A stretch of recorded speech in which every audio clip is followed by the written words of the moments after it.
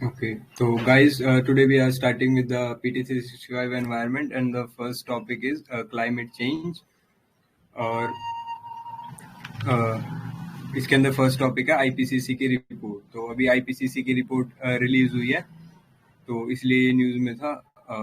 तो देख लेते हैं आईपीसीसी क्या है। IPCC is intergovernmental organisation created in 1988 by World Meteorological Organisation और यूएनईपी। तो इन दोनों ने मिलके स्टार्ट किया था। तो क्या ऑब्जेक्टिव है इनका कि ये इंफॉर्मेशन देते हैं गवर्नमेंट्स को, ताकि गवर्नमेंट्स अपने क्लाइमेट पॉलिसीज बना सके। और हेडक्वार्टर का है इनका जिनेवा, स्विट्जरलैंड। और ये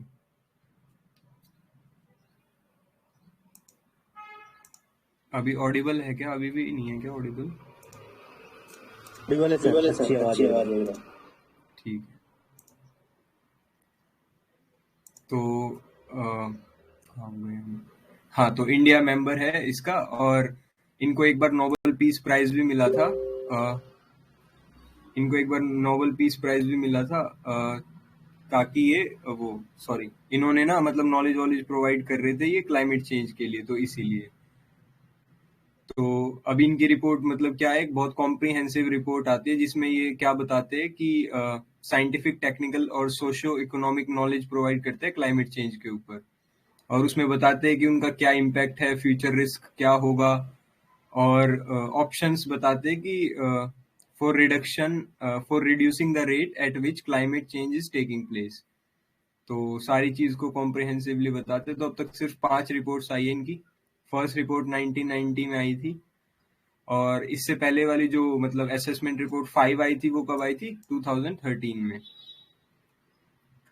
तो अभी कुछ मतलब इम्प्रूवमेंट्स हुई है असेसमेंट रिपोर्ट 5 के बाद। Improvements in observation based estimates and information from paleo climatic archives. तो यहाँ से भी ये मतलब अपने ऑब्जर्वेशंस कर रहे हैं। New climate model simulations.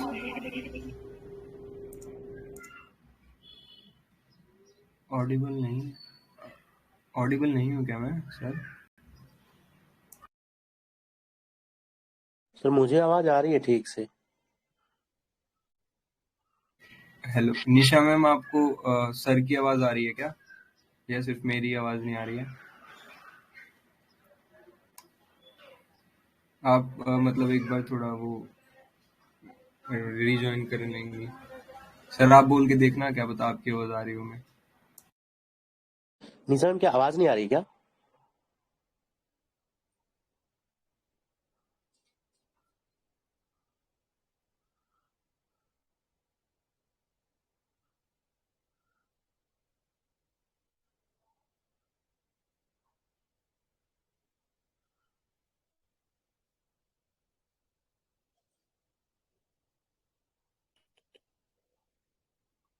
निशा मैम, आप कुछ बोल रही थी?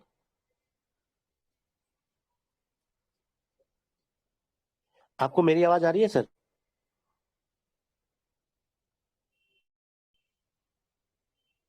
हाँ सर, आपकी क्लियर आवाज आ रही है बिल्कुल। ओके।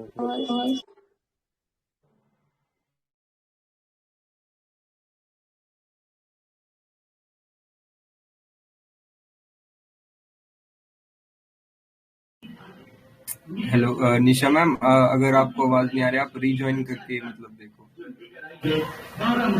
आवाज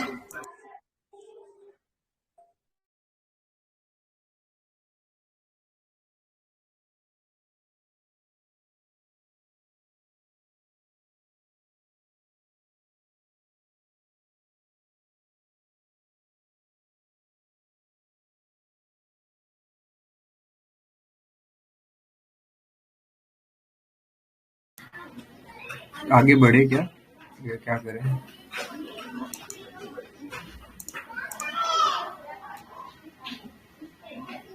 आगे बढ़ सकते हैं। Okay sir.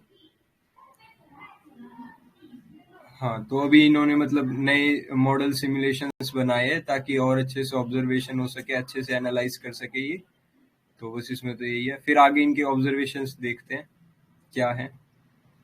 एक तो ये है कि human influence has unequivocally warmed the atmosphere, ocean and land. तो ह्यूमंस ने वो एटमॉस्फेयर, ओशन और लैंड को अनइक्वली वार्म कर दिया है। तो इसमें इनके कुछ ये ऑब्जर्वेशंस है कि कुछ ये ऑब्जर्वेशंस है कि जो ग्रीन हाउस गैसेज है उनका कंसंट्रेशन बहुत ज्यादा इंक्रीज हुआ है, और human influence has linked with the widespread and rapid changes in atmosphere, ocean, cryosphere and biosphere। तो उसके अंदर इन्होंने ये चीज बताया कि ग्लेशियर्स पिघल रहे हैं, सी लेवल का राइज हो रहा है, drop in oxygen levels in upper ocean regions, observed precipitation changes, और नियर सरफेस ओशन सैलिनिटी में भी चेंज आ रहा है, ग्लोबल एसिडिफिकेशन हो रहा है ओशंस में, और नॉर्दर्न हेमिस्फेयर में स्नो का डिक्रीज हो रहा है।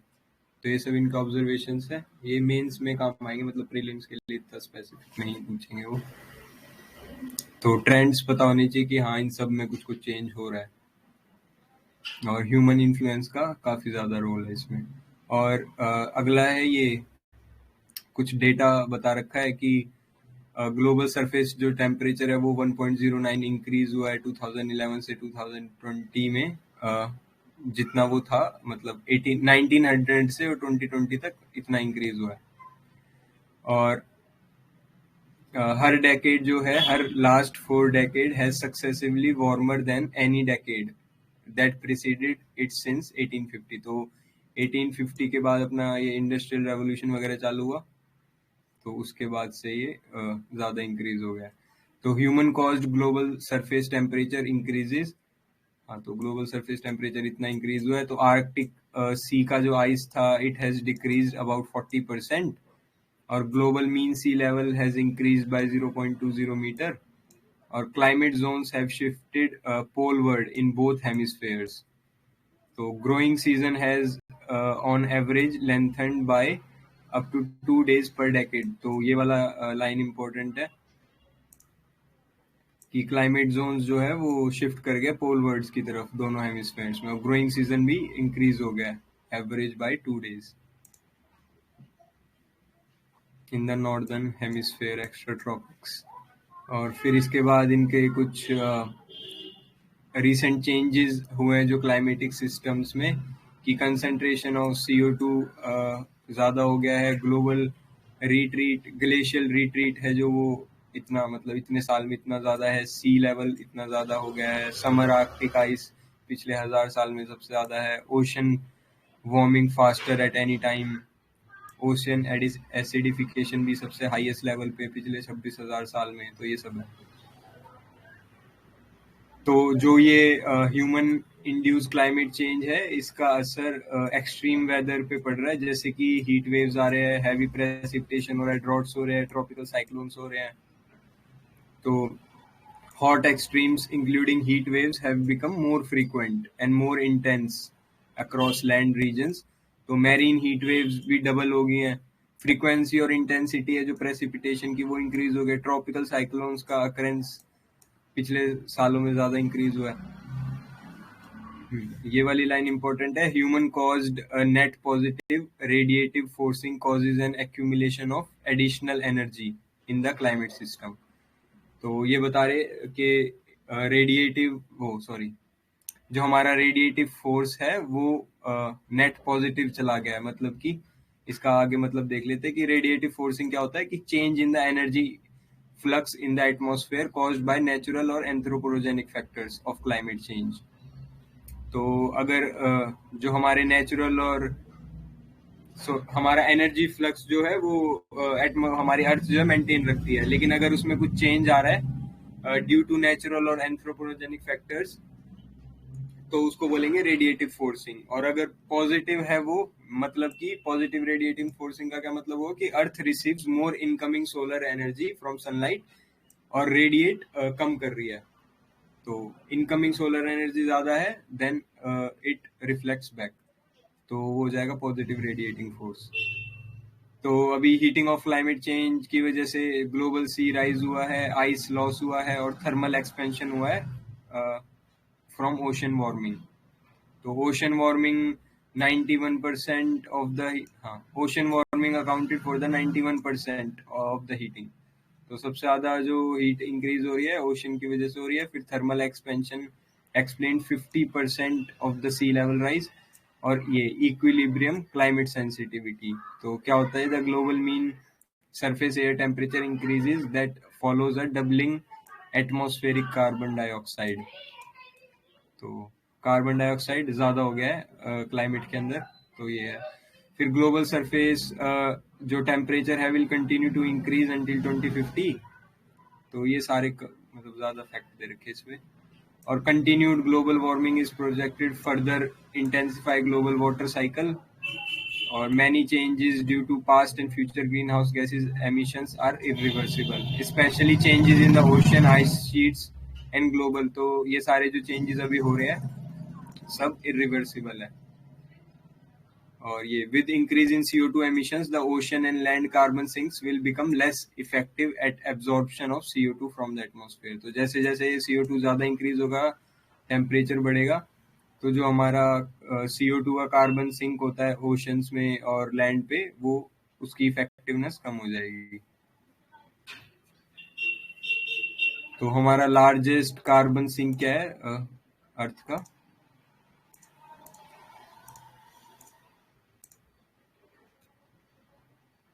ओशन। हाँ, ओशंस हैं। तो फिर ये क्या है? हाँ, climate information for risk assessment and regional adaptation. So multiple climate impact drivers are projected to change in all the regions of the world, with changes being more widespread at 2 degree compared to 1.5 degree। तो climate impact drivers के कहने का क्या मतलब है इनका, कि physical climate change conditions। हाँ, climate impact drivers are physical climate system conditions, example means events or extremes that affect an element of society or तो ये चीज होती है कि कुछ इवेंट हो रहा है या कुछ एक्सट्रीम चीज हो रही है जिसकी वजह से सोसाइटी या इकोसिस्टम में कुछ भी चेंज आ रहा है फिजिकल, तो उसको बोलेंगे क्लाइमेट इम्पैक्ट ड्राइवर्स। तो क्लाइमेट के अंदर कुछ ना कुछ चेंज आए तो लो लाइकलीहुड आउटकम्स क्या होंगे, कि आइस शीट्स कोलैप्स हो जाएंगी, ओशन सर्कुलेशंस में चेंज होगा, एक्सट्रीम इवेंट्स होंगे, वार्मिंग होगी, warming substantially larger than the assessed very likely range of future warming cannot be ruled out and are part of this। हाँ, तो ऐसा है। तो इसमें तो यही है। और फिर रीजनल फाइंडिंग्स, इंडिया में क्या फाइंडिंग्स है, कि हीट वेव्स और ह्यूमिड हीट स्ट्रेस ज्यादा होगा, उसकी इंटेंसिटी और फ्रीक्वेंसी बढ़ जाएगी साउथ एशिया में। Both annual and summer monsoon precipitation will increase in precipitation and river floods। fire weather seasons are projected to lengthen intense। तो fire weathers जो फॉरेस्ट फायर है वो इंक्रीज होगी, प्रेसिपिटेशन फ्लड्स इंक्रीज हो जाएंगे, annual और summer monsoon जो होता है हमारा वो इंक्रीज हो जाएगा, हीट वेव्स, ह्यूमिड हीट, ये सब इंक्रीज हो जाएगा। और जो भी हमारे स्नो कवर्ड एरियाज है, covered areas and snow volumes will decrease in most regions of the Hindu Kush Himalayas during the 21st century। Snow line elevations will rise and glacier volumes are likely to decline। तो जो हमारी snow line है वो और ऊपर चली जाएगी और वॉल्यूम्स भी डिक्रीज होगी due to higher CO2 emissions। Regional mean sea level भी राइज कर जाएगा, फ्रीक्वेंट कोस्टल फ्लडिंग होगी, higher extreme total water level in low lying areas, और कोस्टल इरोजन होगा अलोंग सैंडी बीचेस। तो ये सब चीज़ें होंगी। तो इसकी एक सेकंड रिपोर्ट भी आई थी अभी थोड़े दिन पहले। ये फर्स्ट पार्ट तो शायद सितंबर में आया था और सेकंड पार्ट आया था इसका अभी शायद जनवरी या फरवरी में। तो उसमें भी एक वो मतलब ऐसी चीज़ें कुछ बता रखी थी इन्होंने। तो इसमें तो शायद फिजिकल चेंजेस बता रखे थे और उसमें और भी कुछ बताया था, मतलब मुझे इतना याद नहीं आ रहा है अभी क्या बताया था। तो उसमें एक टर्म यूज करी गई थी, ये bulb heating, sorry heat bulb करके कुछ ऐसा टर्म, वो पता है क्या किसी को क्या था?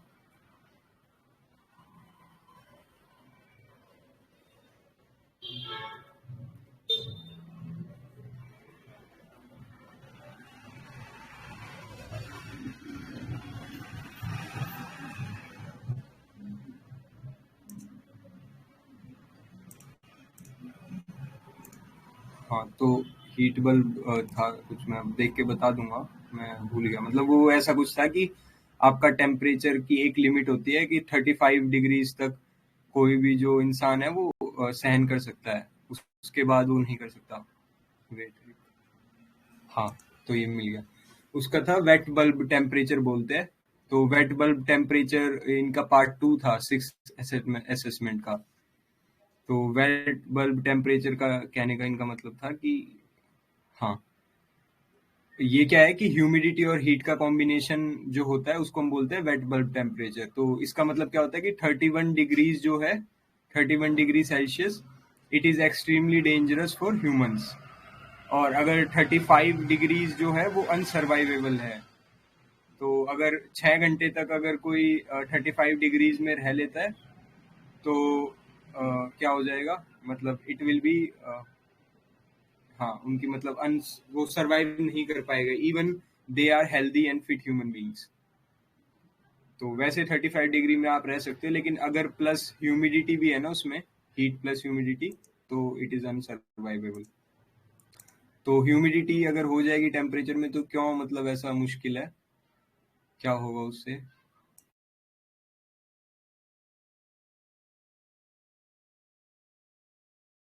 तो हमारा अगर मान लो पसीने आते हैं तो वो इवेपोरेट हो जाते हैं।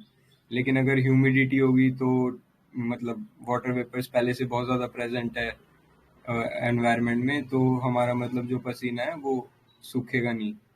तो उससे हमारे बॉडी के अंदर बहुत ज़्यादा मतलब वो हो जाता है ना, टेम्परेचर ज़्यादा इंक्रीज हो जाएगा। That's why it's unsurvivable. तो वो एक टर्म याद रखना, इनकी सेकंड असेसमेंट रिपोर्ट में आई थी, वो शायद फैब में आई थी, इसलिए इन्होंने पीटी वालों ने कवर नहीं की, तो वो भी देख लेना। फिर आता है एमिशन गैप रिपोर्ट। तो कौन, ये पिछले वाली पीटी में भी था। तो एमिशन गैप रिपोर्ट कौन रिलीज करता है? यूएनईपी। तो ऐसी ना तीन रिपोर्ट्स आती है, emission gap report, adaptation gap report और एक और गैप रिपोर्ट आती है। तो जितनी भी गैप रिपोर्ट्स है सब की सब यूएनईपी रिलीज करता है। तो ये एक चीज याद रखना गैप वाली। तो ये क्या बताती है एमिशन गैप रिपोर्ट के, जो हमारा प्रिडिक्टेड टारगेट है 2030 का और जो अभी चल रहा है, तो उन दोनों में क्या डिफरेंस है। तो जो हमें अचीव करना है उसके लिए कितना एमिशन चाहिए और अभी हम कितना कर रहे हैं, तो उस सब के लिए कितना गैप है। तो इसमें क्या है अभी, हाँ, ये कुछ अभी क्या हाइलाइट्स है इसकी, कि limited impact of new and updated NDC. हाँ, तो हमारे जो भी न्यू नेशनली डिटरमाइंड कॉन्ट्रीब्यूशंस है उनका थोड़ा लेस इम्पैक्ट हो रहा है। तो इन्होंने कहा है कि अभी जितना हमने प्रोजेक्ट किया है ना 2030 तक रिड्यूस करने के लिए, तो अभी हम सिर्फ उसका 7.5% ही रिड्यूस कर पाएंगे, और जो ग्लोबल वार्मिंग है वो 2.7 डिग्रीज तक चली जाएगी। और पिछली बार इन्होंने कहा था कि 3 डिग्रीज तक जाएगी, बट अब इन्होंने थोड़ा 2.7 कर दिया है। तो मतलब हमने 7.5 से भी और डिक्रीज कर दिया थोड़ा सा एमिशंस को। तो एमिशन रिडक्शन कितना नीडेड है? अगर हम 30% कट करेंगे तो 2 डिग्रीज तक पहुंच जाएंगे, लेकिन अगर 1.5 डिग्रीज तक पहुंचना है तो 55% कट चाहिए एमिशंस के अंदर। और अगर हमें नेट जीरो टारगेट्स, मतलब जो हमारे अभी करंट नेट जीरो टारगेट्स हमने जो बनाए हैं, उससे हम 2.2 डिग्रीज तक ही पहुंच पाएंगे at the end of the century. अब मीथेन एमिशंस को रिड्यूस करना पड़ेगा, क्योंकि वो है ना शॉर्ट पॉल्यूटेंट है। तो उस लिए तो सबसे ज़्यादा फॉसिल फ्यूल से आता है, मीथेन वेस्ट से आता है और एग्रीकल्चर सेक्टर से आता है। और क्लाइमेट, ये कोविड-19 में थोड़ा डिक्रीज हो गया था CO2 एमिशन, बट अभी दोबारा चालू हो जाएगा क्योंकि दोबारा शुरू हो गया। फिर अगली रिपोर्ट है ये adaptation gap report, the gathering storm. तो ये वाली भी यूएनईपी देता है। तो ये क्या बताती है कि हम कैसे कैसे अडेप्ट कर सकते हैं जो भी क्लाइमेट चेंज हो रहा है। तो उसमें ये 3 प्रोसेस है, प्लानिंग, फाइनेंसिंग एंड इम्प्लीमेंटेशन। तो climate change adaptation is increasingly being embedded in policy and planning. तो क्लाइमेट चेंज को अडेप्ट करने के लिए जो भी पॉलिसी बना रहे हैं तो उससे रिलेटेड है ये। तो around 79% of countries have adopted at least one national adaptation planning instrument। तो ये है, और उसकी एडेप्टेशन कॉस्ट क्या होगी, जो कि डेवलपिंग कंट्रीज के लिए 5 to 10 टाइम्स ग्रेटर होगी, और adaptation finance gap is larger. तो अभी हमें जितना चाहिए और जितना हम अभी कर रहे हैं, तो उसके अंदर जो गैप आएगा वो थोड़ा ज़्यादा है अभी। और अपॉर्चुनिटीज जो है हमारी प्रोवाइडेड बाय कोविड-19 recovery stimulus package for green and resilient recovery are not being currently realised. तो इसके अंदर जो 3 वर्ड्स थे, एडेप्टेशन, तो इसका क्या है कि process of reducing countries and communities vulnerability to climate change, ताकि हम ये जो भी उसका इम्पैक्ट हो रहा है उसको एब्जॉर्ब कर सके और रेजिलिएंट रह सके, तो उसको बोलते हैं एडेप्टेशन। एडेप्टेशन गैप क्या है कि difference between actually implemented adaptation and societal set goal, तो जो हमारा सेट गोल है और जो एक्चुअली हमने इम्प्लीमेंट किया उसके बीच का जो गैप, और एडेप्टेशन कॉस्ट, जो भी हमारा वो एडेप्ट करने में जो भी कॉस्ट आएगा, प्लानिंग में, प्रिपेयरिंग में और इम्प्लीमेंटेशन में, वो एडेप्टेशन कॉस्ट। तो एक ये चीज है फर्स्ट मूवर्स कोएलिशन। तो ये क्या है, पब्लिक प्राइवेट पार्टनरशिप है, launch by world economic forum in partnership with US and over 30 global businesses. तो ये क्या करते हैं कि इन्वेस्ट करते हैं इनोवेटिव ग्रीन टेक्नोलॉजीज में, ताकि नेट जीरो एमिशंस कर सके 2050 तक। तो बस इतना याद रखना कि पीपीपी मॉडल है, और वर्ल्ड इकोनॉमिक फोरम भी इसमें इन्वॉल्व है विद यूएस। तो क्या कर रहे हैं, ग्रीन टेक्नोलॉजीज पे वर्क कर रहे हैं, फर्स्ट मूवर्स कोएलिशन। फिर यूएनईपी की हमने 2-3 रिपोर्ट देख लिया, तो अब यूएनईपी देख लेते हैं क्या करता है। तो यूएनईपी जो है अपना इंटर गवर्नमेंटल ऑर्गेनाइजेशन है, 1972 में बना था स्टॉकहोम कॉन्फ्रेंस में। तो it is an outcome of United Nations conference on human environment. तो इन्होंने इस वाले जो कॉन्फ्रेंस हुई थी, इसमें इन्होंने यूएनईपी को बनाया था, और it works under the umbrella of UN 2030 agenda for sustainable development. तो इसके अंदर ये काम करते हैं। अपना ऑब्जेक्टिव क्या है कि ग्लोबल एनवायरनमेंट एजेंडा से रिलेटेड इनका ये है कि सस्टेनेबल डेवलपमेंट होनी चाहिए, और ग्लोबल एनवायरनमेंट के प्रति मतलब बोलते हैं कि खराब नहीं करना है एनवायरनमेंट को। हेडक्वार्टर्स का है नायरोबी, कीनिया। 193 मेंबर्स है, इंडिया भी एक मेंबर है। और वॉलेंट्री कंट्रीब्यूशन से इनकी ज़्यादा इनकम आती है, तो ये की वाली लाइन भी थोड़ी सी ठीक है। फिर मल्टीलेटरल जो एनवायरमेंटल एग्रीमेंट्स होते हैं ना, उनको इम्प्लीमेंट करवाता है, उनके ऊपर काम करता है ये, और देखता है कि कैसे क्या चल रहा है। तो देखते हैं कि कौन कौन से मल्टीलेटरल एनवायरमेंटल एग्रीमेंट्स हुए अब तक। तो पहले हुआ था सबसे पहले साइट्स। तो ये जो था कि international trade in endangered species of wild फोना एंड फ्लोरा, तो इसके ऊपर था ये साइट्स। तो उसके बाद आया था ये CMS 1979 में, इसको हम बॉर्न कन्वेंशन भी बोलते हैं। तो ये है migratory species of wild animals, तो ये एक ऐसा मतलब लौता कन्वेंशन है माइग्रेटरी स्पीशीज वाला। फिर है Veena convention, ozone layer for the protection of ozone layer 1985। फिर इसके बाद था बेसल कन्वेंशन। बेसल कन्वेंशन जो है अपना ये transboundary movements of hazardous waste and their disposal 1989। और ये convention on biological diversity 1992 CBD, तो ये भी इम्पोर्टेंट है बहुत। और रोटरडैम कन्वेंशन जो था वो अपना certain hazards chemical and pesticides in international trade 1998। तो बेसल और रोटरडैम में देख लेना कि इसमें तो transboundary movement of hazardous waste and their disposal, और इसके अंदर ये certain hazardous chemicals and pesticides. तो ये थोड़ा छोटा सा एक वर्ड का डिफरेंस है इनमें, तो ये देख लेना। फिर आता है स्टॉकहोम कन्वेंशन, 2001 में हुआ था, POPs के ऊपर, परसिस्टेंट ऑर्गेनिक पॉल्यूटेंट्स। और फिर आता है मीनामाटा कन्वेंशन जो कि मरकरी पे था, 2013 में हुआ था। तो और कौन कौन सी रिपोर्ट्स है UNEP की, एक तो global environment outlook, adaptation gap, और ट्रिपल इमरजेंसी, और cooling emissions and policy synthesis report. तो ये और UNEP की reports.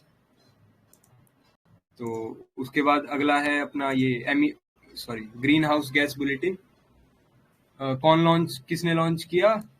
WMO, World Meteorological Organisation. तो पहले इस ऑर्गेनाइजेशन के बारे में देख लेते हैं। इंटर गवर्नमेंटल ऑर्गेनाइजेशन है।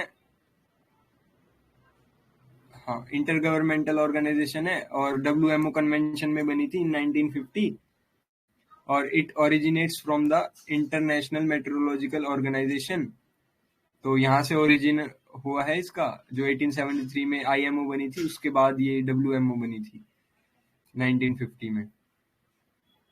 ऑब्जेक्टिव क्या है कि अर्थ के एटमॉस्फेयर और its interaction with the land and ocean, weather and climate it produces and the resulting in the distribution of water resources।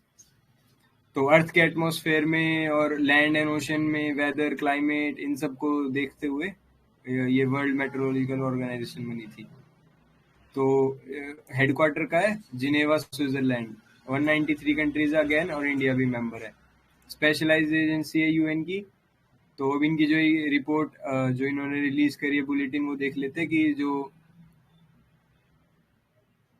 Pre industrial level था उससे हमारा 149% जो है कार्बन डाइऑक्साइड बढ़ चुका है अभी। मीथेन भी बढ़ चुका है और नाइट्रस ऑक्साइड भी बढ़ चुका है 123%।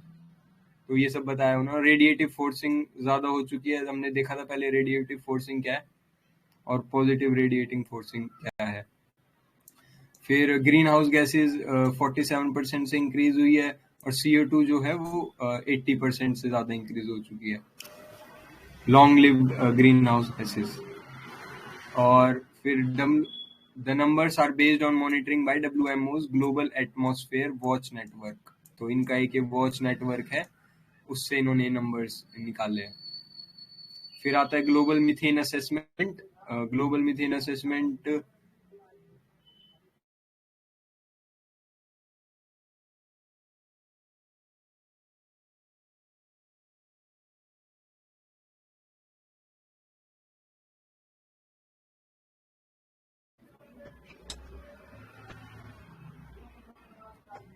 हेलो, हाँ। तो फिर आता है ग्लोबल मीथेन असेसमेंट। तो ग्लोबल मीथेन असेसमेंट क्या है कि ये एक तो UNEP का इन एसोसिएशन विद CCAC, तो इन दोनों का प्रोग्राम है ये ग्लोबल मीथेन असेसमेंट। तो इसमें ये बेनिफिट और कॉस्ट बताते हैं फॉर मीथेन एमिशंस। तो जो ये CCAC है तो ये तो अपना PYQ भी है CCAC। हाँ।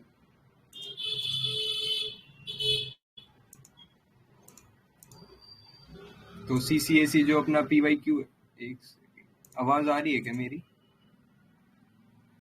हेलो, आ रही है सर। हाँ, ओके। तो CCAC अपना PYQ है।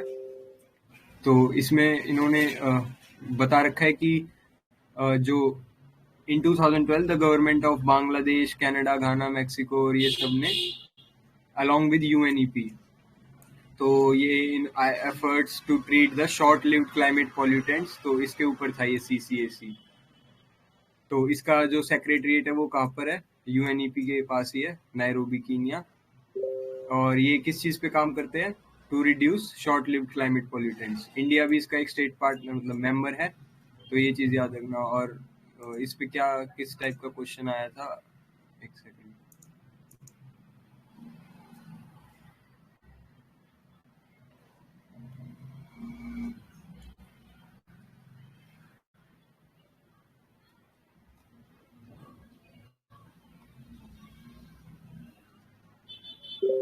हाँ, मतलब अभी क्वेश्चन आया नहीं है इस पे, मतलब आ सकता है, तो इम्पोर्टेंट है ये। और फिर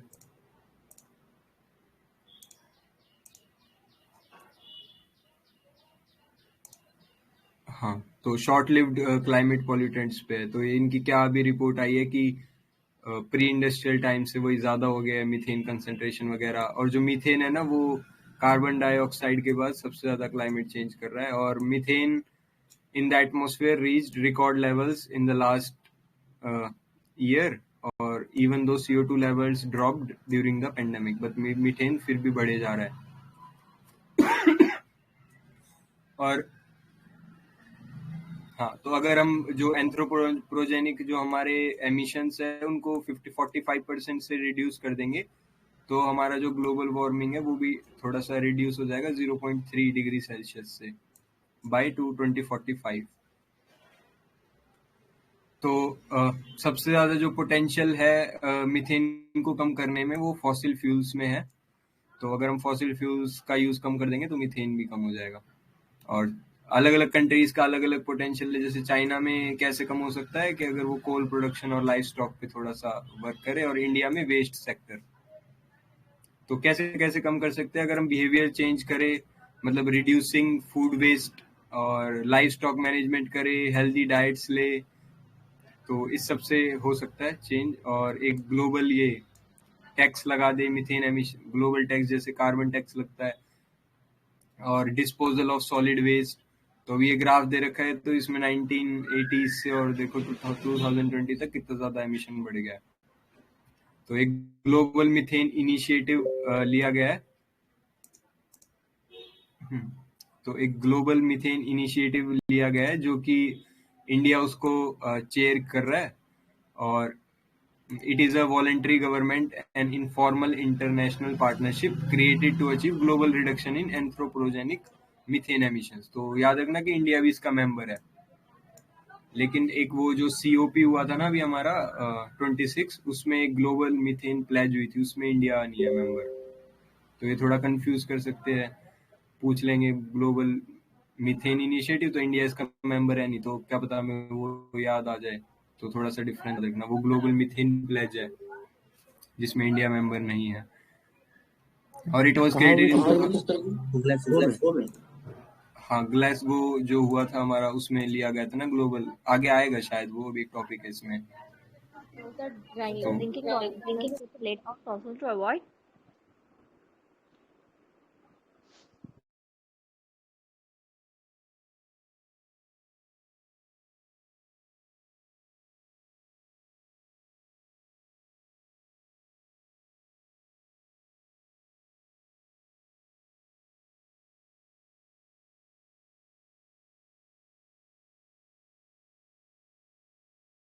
कुछ बोला क्या मैम आपने?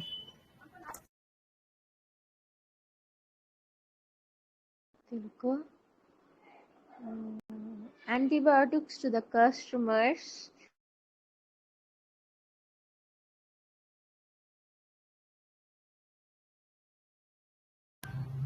हाँ चलो, तो फिर आगे चलते हैं।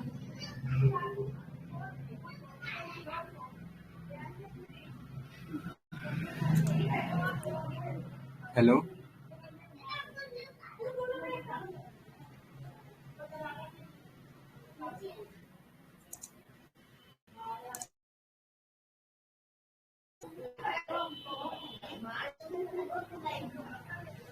हेलो, इशू आ रहा है क्या कुछ मेरी आवाज में? पता नहीं। मुझे आ रही है सर आवाज। अच्छा, आपको आ रही है क्या? ठीक है, तो फिर आगे चलते हैं। तो ये methane is a short lived climate pollutant. तो शॉर्ट लिव्ड क्लाइमेट पॉल्यूटेंट्स क्या होते हैं वो देख लेते हैं पहले कि they are powerful climate forces that remain in the atmosphere for much shorter time period, but उनका जो हार्म होता है ना वो बहुत ज्यादा होता है। तो कार्बन डाइऑक्साइड और ये बहुत शॉर्ट पीरियड तक रहते हैं, बट जो उनकी वार्मिंग करने की कैपेसिटी है वो बहुत ज्यादा है। तो काफी डेंजरस पॉल्यूटेंट्स होते हैं। तो उनके कुछ नाम है शॉर्ट पॉल्यूटेंट्स के, वो देख लो कि black carbon, methane, tropospheric ozone और हाइड्रोफ्लोरोकार्बन। तो याद रखना। और black carbon is the second largest contributor to warming the planet behind carbon dioxide. तो ये चीज काफी इम्पोर्टेंट है, शॉर्ट लिव्ड क्लाइमेट पॉल्यूटेंट्स। तो इसमें हाँ, तो चार थे ना, black carbon, methane, tropospheric ozone मतलब वो ग्राउंड लेवल ओजोन, और हाइड्रोफ्लोरोकार्बन। तो ये चार हैं। और फिर मीथेन के बारे में देख लेते हैं कि मीथेन के दो सोर्सेज है, या तो नेचुरल है या एंथ्रोपोजेनिक है। नेचुरल में क्या आएगा? वेटलैंड्स सबसे ज्यादा करते हैं एमिशन, फिर inland waters, geological oceans, termites, wild animals, permafrost और वेजिटेशन। और एंथ्रोपोजेनिक में फॉसिल फ्यूल्स प्रोडक्शन, एग्रीकल्चर और वेस्ट। तो ये इसके एंथ्रोपोजेनिक कॉजेज हैं। तो ग्राउंड लेवल ओजोन में भी हेल्प करता है बनने में मीथेन। और हाँ, एक है कि अगर हम ना जो शॉर्ट लिव्ड क्लाइमेट पॉल्यूटेंट्स है उस पर थोड़ा सा एक्शन ले तो हमारे जो एमिशंस है वो जो क्लाइमेट चेंज है ना उस पर ज्यादा इम्पैक्ट आएगा, मतलब जल्दी फायदा होगा हमें रेदर देन ये कार्बन डाइऑक्साइड वगैरह। तो ये है। और फिर इसके आगे चलते हैं, ये India on course to exceed Paris climate change commitments. हाँ, तो एक ये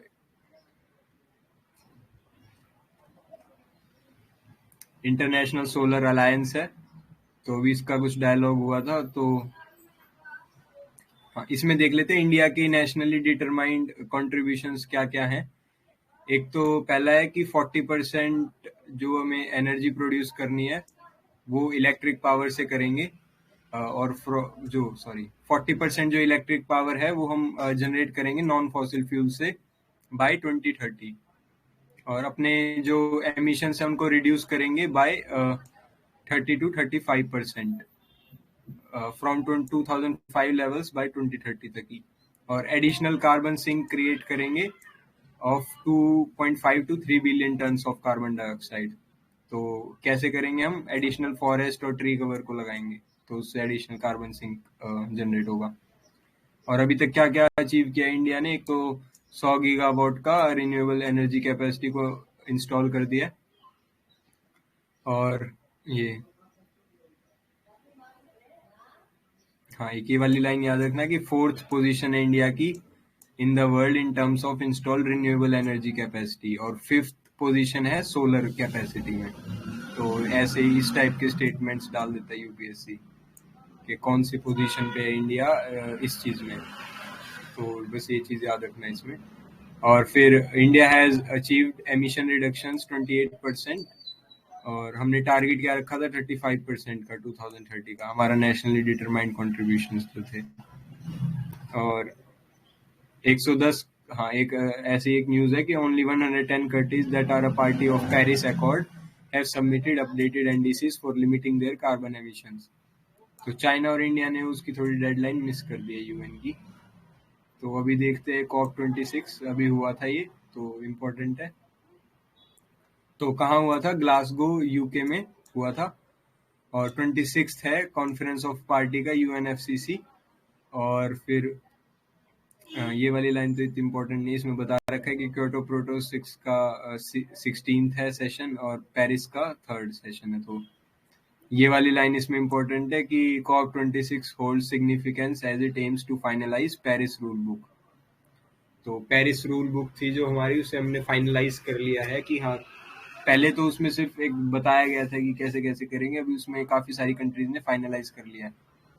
तो rule 16 of UN climate process, तो ऐसा है। तो इसमें क्या है कि अभी वो मतलब एग्री कर गया है काफी सारे इश्यूज पे, लेकिन कुछ पे नहीं भी किया है। तो अभी वो कह रहे हैं कि नेक्स्ट ईयर तक है ना उसे मतलब बिल्कुल ही फाइनल कर देंगे। तो conference ended with all 197 parties to the UNFCC agreed to the Glasgow climate pact.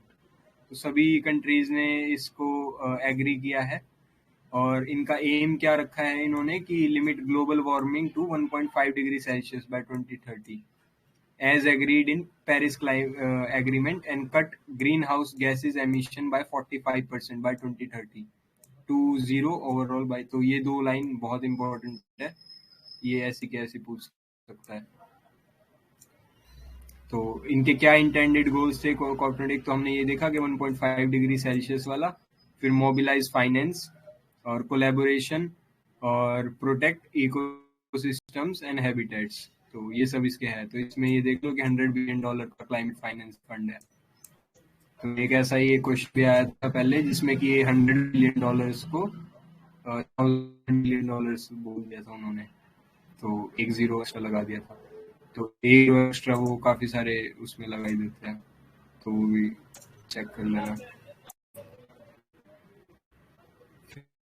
आगे चलते हैं कि क्या क्या आउटकम्स थे इसके। एक तो एम्बिशंस क्या थी कि हाँ, जो कंट्रीज है वो रिविजिट करेंगे और स्ट्रेंथन करेंगे अपने क्लाइमेट प्लेजेस को बाय द एंड ऑफ 2022। तो जो हमारा अगला कॉप 26 होगा शायद इजिप्ट में, तो उसमें अपने फाइनल प्लेजेस बताने हैं क्लाइमेट चेंजेस से रिलेटेड।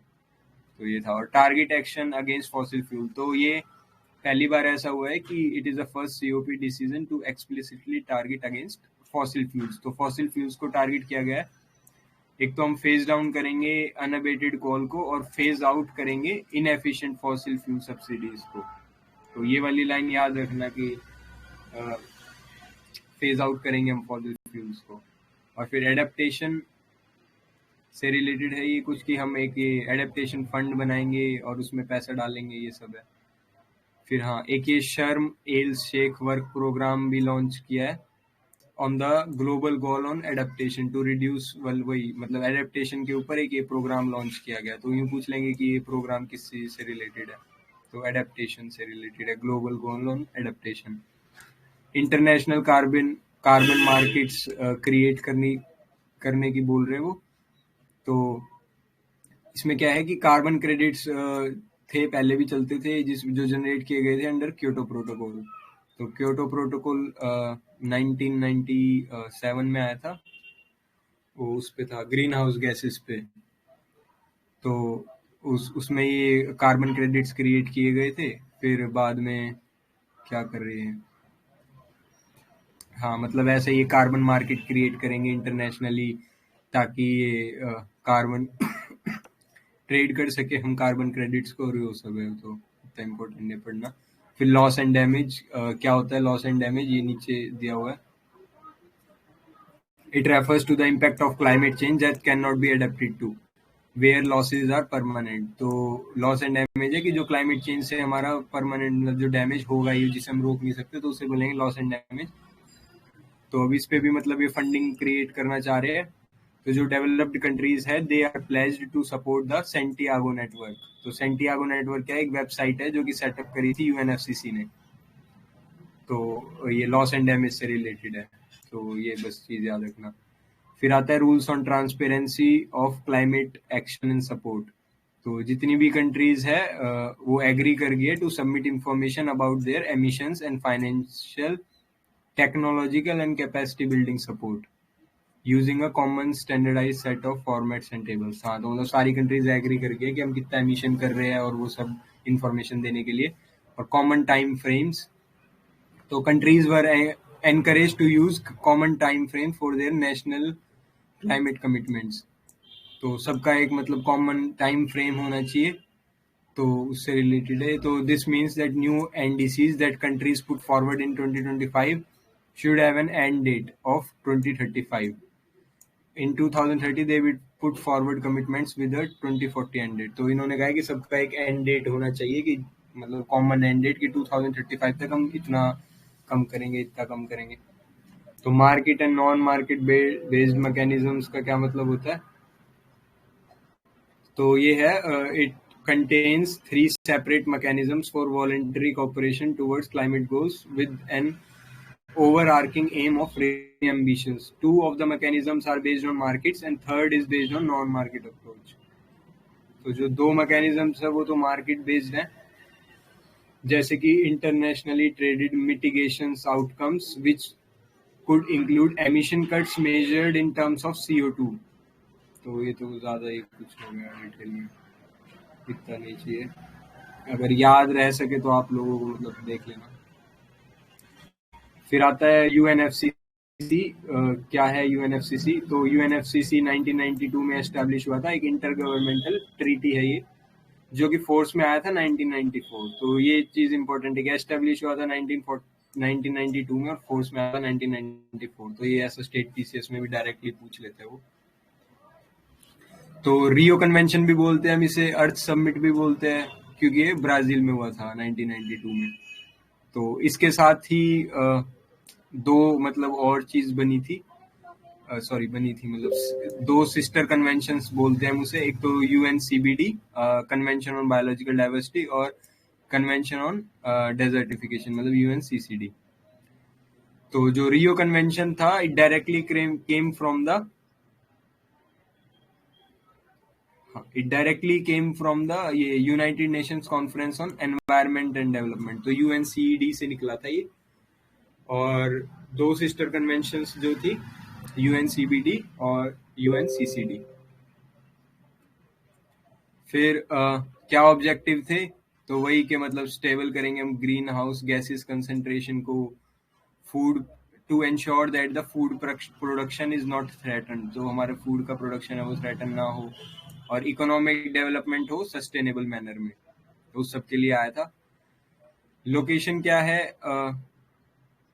यूएनएफसीसी का जो सेक्रेटरीट है वो यूनाइटेड नेशंस के अंदर ही है, और it also maintains registry for nationally determined contributions under Paris climate. तो नेशनली डिटरमाइंड कॉन्ट्रीब्यूशंस जो पेरिस एग्रीमेंट के साथ आए थे, उसका एक रजिस्टर भी यही मेंटेन करता है यूएनएफसीसी, और सेक्रेटरीट ये ये रहा बॉन जर्मनी में। इंडिया भी इसका एक पार्टी है, 197 कंट्रीज ने रेटिफाई किया था इसे। फिर इसके और कौन कौन से एग्रीमेंट्स है, की एग्रीमेंट्स, एक तो क्योटो प्रोटोकॉल है जो वो भी यूएनएफसीसी का ही पार्ट है, में हुआ था, ये भी यूएनएफसीसी का ही है। और फिर ये कॉन्फ्रेंस ऑफ पार्टी, ये 3 तरीके से वर्क करते हैं। तो एक तो कॉन्फ्रेंस ऑफ पार्टी करते हैं, फिर एक क्योटो प्रोटोकॉल के अंदर ये सीएमपी करते हैं, और सीएमए करते हैं पेरिस एग्रीमेंट के अंदर। तो अभी हमने देखा था ऊपर की वो जो लाइन लिखी हुई थी कि 16th तो था क्योटो का और 3rd था पेरिस एग्रीमेंट का, तो वो ये तो दे मीट एवरी ईयर, तो बस इसमें इतना याद रखना। तो अभी इसके मतलब कुछ प्लेजेस लिए गए थे, तो ये इम्पोर्टेंट है कि किसमें इंडिया ने पार्ट लिया है और किसमें नहीं लिया। तो एक तो ब्रेक थ्रू एजेंडा था, जिसमें कि क्या है कि सारी कंट्रीज ने कमिट किया कि हम क्लीन टेक्नोलॉजी और सस्टेनेबल सॉल्यूशन पे वर्क करेंगे, उनको अफोर्डेबल बनाएंगे, एक्सेसिबल बनाएंगे और अट्रैक्टिव बनाएंगे इन सारे सेक्टर्स के लिए, power, road, transport, steel, agriculture, before 2030। तो इंडिया ने भी इस पे साइन किया है, मतलब इंडिया इसका सिग्नेटरी है। ये एक है ग्लोबल मीथेन प्लेज, जो कि नॉन बाइंडिंग एग्रीमेंट हुआ था, तो under which signatory countries have promised to cut their methane emissions by at least 30% by 2030। तो काफी सारी चीज में कंट्रीज, यूके थी, यूएस थी, तो इन्होंने 30% डिक्रीज करने का बोला था मीथेन एमिशंस को बाय 2030। तो इसमें इंडिया ने पार्ट नहीं लिया, मतलब इंडिया ने कोई ऐसा प्लेज नहीं लिया। फिर ये Glasgow leaders declaration on forest and land use, तो जो भी मतलब रोकेंगे हम जो भी फॉरेस्ट लॉस हो रहा है और लैंड डिग्रेडेशन हो रहा है 2030 तक, वो भी है, उसमें भी इंडिया ने पार्ट नहीं लिया। फिर एक ये फैक्ट है forest agriculture and commodity trade, तो ये यूके और इंडोनेशिया ने शुरू किया था, और to support sustainable trade between commodity producing and consuming countries. तो जो प्रोड्यूस कर रहे हैं और जो कंज्यूम कर रहे हैं उन कंट्रीज के बीच में सस्टेनेबल ट्रेड हो, उसमें भी इंडिया ने पार्ट नहीं लिया। फिर एक सस्टेनेबल एग्रीकल्चर पॉलिसी था, इसमें 2 टाइप की पॉलिसी है, एक तो पॉलिसी एक्शन एजेंडा और एक ग्लोबल एक्शन एजेंडा। ये इसे कौन सपोर्ट करेगा, World Bank, WWF, World Food Programme, United Nation Foundation, तो ये काफी सारे ऑर्गेनाइजेशंस सपोर्ट करेंगे। इसमें भी इंडिया ने पार्ट नहीं लिया। फिर एक इसमें इंडिया ने पार्ट लिया, declaration on accelerating the transition to 100% zero emissions cars and vans. तो ये इलेक्ट्रिक व्हीकल्स वाला मतलब कंसेप्ट है कि हम जीरो एमिशन कर देंगे कार्स एंड वैन्स से। तो इसमें क्या है कि all sales of new cars and vans being zero emission globally by 2040। तो याद रखना कि ये भी नॉन बाइंडिंग है वैसे तो एग्रीमेंट, लेकिन इंडिया ने इसमें पार्ट लिया है। तो 2 में लिया है, एक तो ब्रेक थ्रू एजेंडा और एक ये कार्स वाला, जीरो एमिशन कार वाला। फिर अगला हुआ था ये beyond oil and gas alliance, तो ये डेनमार्क और कोस्टा रिका ने किया था। तो ये सब इतना इम्पोर्टेंट नहीं है। Climate declaration for green shipping corridors, तो ये रिलेटेड है types of pollution caused by shipping sector. तो ऑयल स्पिल्स करते हैं, वो साउंड पॉल्यूशन करते हैं, defined as on which technology, economic and regulatory zero emission होगा, मतलब शिप के द्वारा जीरो एमिशन किया जाएगा तो उसको बोलेंगे ग्रीन कॉरिडोर इसके अंदर। और तो याद रखना कि ये जो क्लाइड बैंक डिक्लेरेशन हुआ है वो ग्रीन शिपिंग कॉरिडोर्स के ऊपर हुआ है, ताकि हम ग्रीन कॉरिडोर्स बना सके शिप्स के लिए। फिर ये कि इंडिया का पंचामृत है, जो हमारे प्राइम मिनिस्टर ने बोले थे 5 टारगेट्स थे इसके अंदर, कि ये पहला था, ये 5 टारगेट्स मतलब ऐसा रट लेना टाइप के, एक तो है नेट जीरो कर देंगे हम 2017 तक, और नॉन फॉसिल जो हमारी एनर्जी कैपेसिटी है उसे इंक्रीज करेंगे 500 गीगावाट तक बाय 2030। तो हमने अभी ऊपर देखा था कि हमने 100 गीगावाट की एनर्जी अचीव कर ली है रिन्यूएबल एनर्जी में। तो meet 50% of its energy requirement by renewable energy by 2030 और reduce total projected carbon emissions by 1 billion from now till 2030। तो 1 बिलियन एक्स्ट्रा हम कार्बन को क्या करेंगे, रिड्यूस कर देंगे, और reduce the carbon intensity of its economy bye less 45% से कार्बन इंटेंसिटी को लेस कर दिया जाएगा। कार्बन इंटेंसिटी क्या होता है? कार्बन इंटेंसिटी होता है कि जितना हम कार्बन प्रोड्यूस कर रहे हैं इन 1% ऑफ आवर जीडीपी, तो उसको कार्बन इंटेंसिटी बोलते हैं। फिर आगे चलते हैं। तो ये है ये ग्लोबल रेजिलियंस इंडेक्स इनिशिएटिव। तो इसमें एक ही दो चीज याद रखना, एक तो कि ये तो 10 ऑर्गेनाइजेशंस ने मिलके बनाया है, तो ये पढ़ लेना अगर याद हो जाए तो। वैसे 10 ऑर्गेनाइजेशंस है, बहुत सारी है। तो उससे पहले की coalition for disaster resilient infrastructure भी आया था। तो ये किसने लॉन्च किया था? इंडिया ने लॉन्च किया था 2019 में eight UN climate action summit. तो ये इम्पोर्टेंट है। तो इसी क्या है, क्यों किया था कि जो भी हमारे डिजास्टर से रिस्क है या क्लाइमेट चेंज हम क्रिएट करें। हाँ, तो इंडिया मेंबर है इसका, और ये है बस, इसमें देख लेना इतनी सारी कंट्रीज मेंबर है इसकी। तो जो ये रिलीज हुआ है ग्लोबल रेजिलियंस इंडेक्स इनिशिएटिव, तो इसके गोल्स देख लेना क्या है। वही सेम टाइप के गोल्स है कि क्लाइमेट चेंज से हमें मतलब एक रेजिलिएंट इंफ्रास्ट्रक्चर बनाएंगे, और उसके ऊपर इन्होंने एक इंडेक्स निकाल दिया। तो मेन ये वाला याद रखना, CDRI। फिर आता है global Glasgow financial alliance for net zero. तो ये क्या है कि it is launched by UN Special Envoy for Climate Action and Finance along with UNFCCC Climate Action Champions and COP26 Presidents। तो इन तीनों ने मिलके लॉन्च किया है। तो ये क्या इनका टारगेट है कि objective of net zero is to reach net zero emissions by 2050। तो 2050 तक नेट जीरो एमिशंस के लिए टारगेट बना रहे हैं। फिर इसके अंदर है ना, ये 2 अलायंस बने, एक तो नेट जीरो बैंकिंग अलायंस जिसके अंदर है UNEP और UNEP फाइनेंस इनिशिएटिव। तो ये न्यूएस्ट नेट जीरो अलायंस है, और अदर नेट जीरो अलायंसेस भी है जिसमें ये ऑर्गेनाइजेशंस है। तो बस इसमें तो इतना याद रखना। इससे पहले भी UN जनरल असेंबली ने बैंकिंग के लिए कुछ मतलब ऐसे वो निकाले थे, तो जहाँ पर क्या करते थे, बैंक हेल्प करते थे टू एनकरेज सस्टेनेबल प्रैक्टिसेस। तो ये है बस। फिर आता है ये वाला इम्पोर्टेंट है, infrastructure for resilient island states. तो हाँ, इसमें क्या है कि ये PYQ हो सकता है, शायद ये PYQ था। तो इसमें क्या है कि it is launch by India with ये कंट्रीज, और इट इज को created by coalition for disaster resilient infrastructure. हाँ, तो ये वाला PYQ है। तो इसमें पूछा था कि with support from member countries and organizations and small island developing states।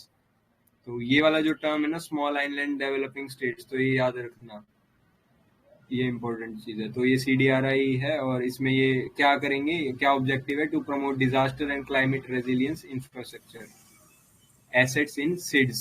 तो SIDS का मतलब क्या है, स्मॉल आइलैंड डेवलपिंग स्टेट्स।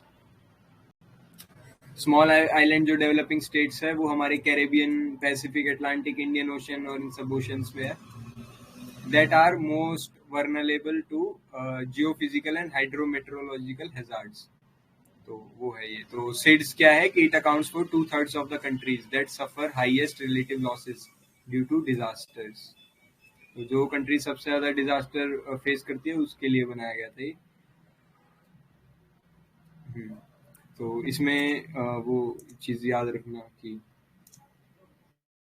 अच्छा, इसमें एक और क्वेश्चन था कि सबसे बड़ा जो आइलैंड है वो कौन सा है वर्ल्ड का? ग्रीनलैंड। हाँ सर। और सेकंड लार्जेस्ट?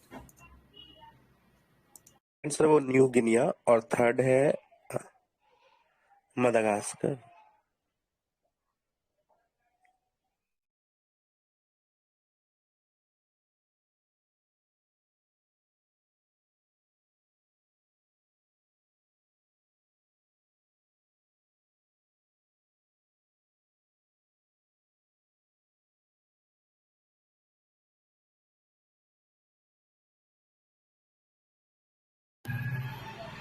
हेलो। हाँ, सेकंड लार्जेस्ट क्या है सर? न्यू गिनिया ना सर, न्यू गिनिया। हाँ, न्यू गिनिया। तो ये इम्पोर्टेंट है कि सेकंड लार्जेस्ट कौन सा है। मतलब फर्स्ट तो है मदागास्कर। नहीं, फर्स्ट है ग्रीनलैंड, सेकंड है न्यू गिनिया और थर्ड है बोर्नियो, फोर्थ है मेडागास्कर।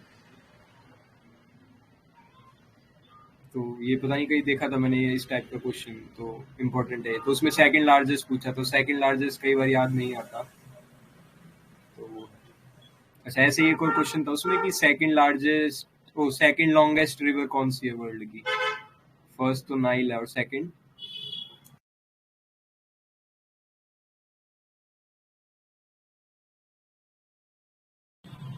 हाँ, तो सेकंड जो लॉन्गेस्ट रिवर है ना वर्ल्ड की वो अमेज़न है। नाइल लॉन्गेस्ट है, सेकंड लॉन्गेस्ट अमेज़न है और फर्स्ट लार्जेस्ट अमेज़न है। तो ये मतलब इस टाइप के थोड़े स्टेट पीसेस में कहीं पे पूछ लेते हो इस टाइप के क्वेश्चंस।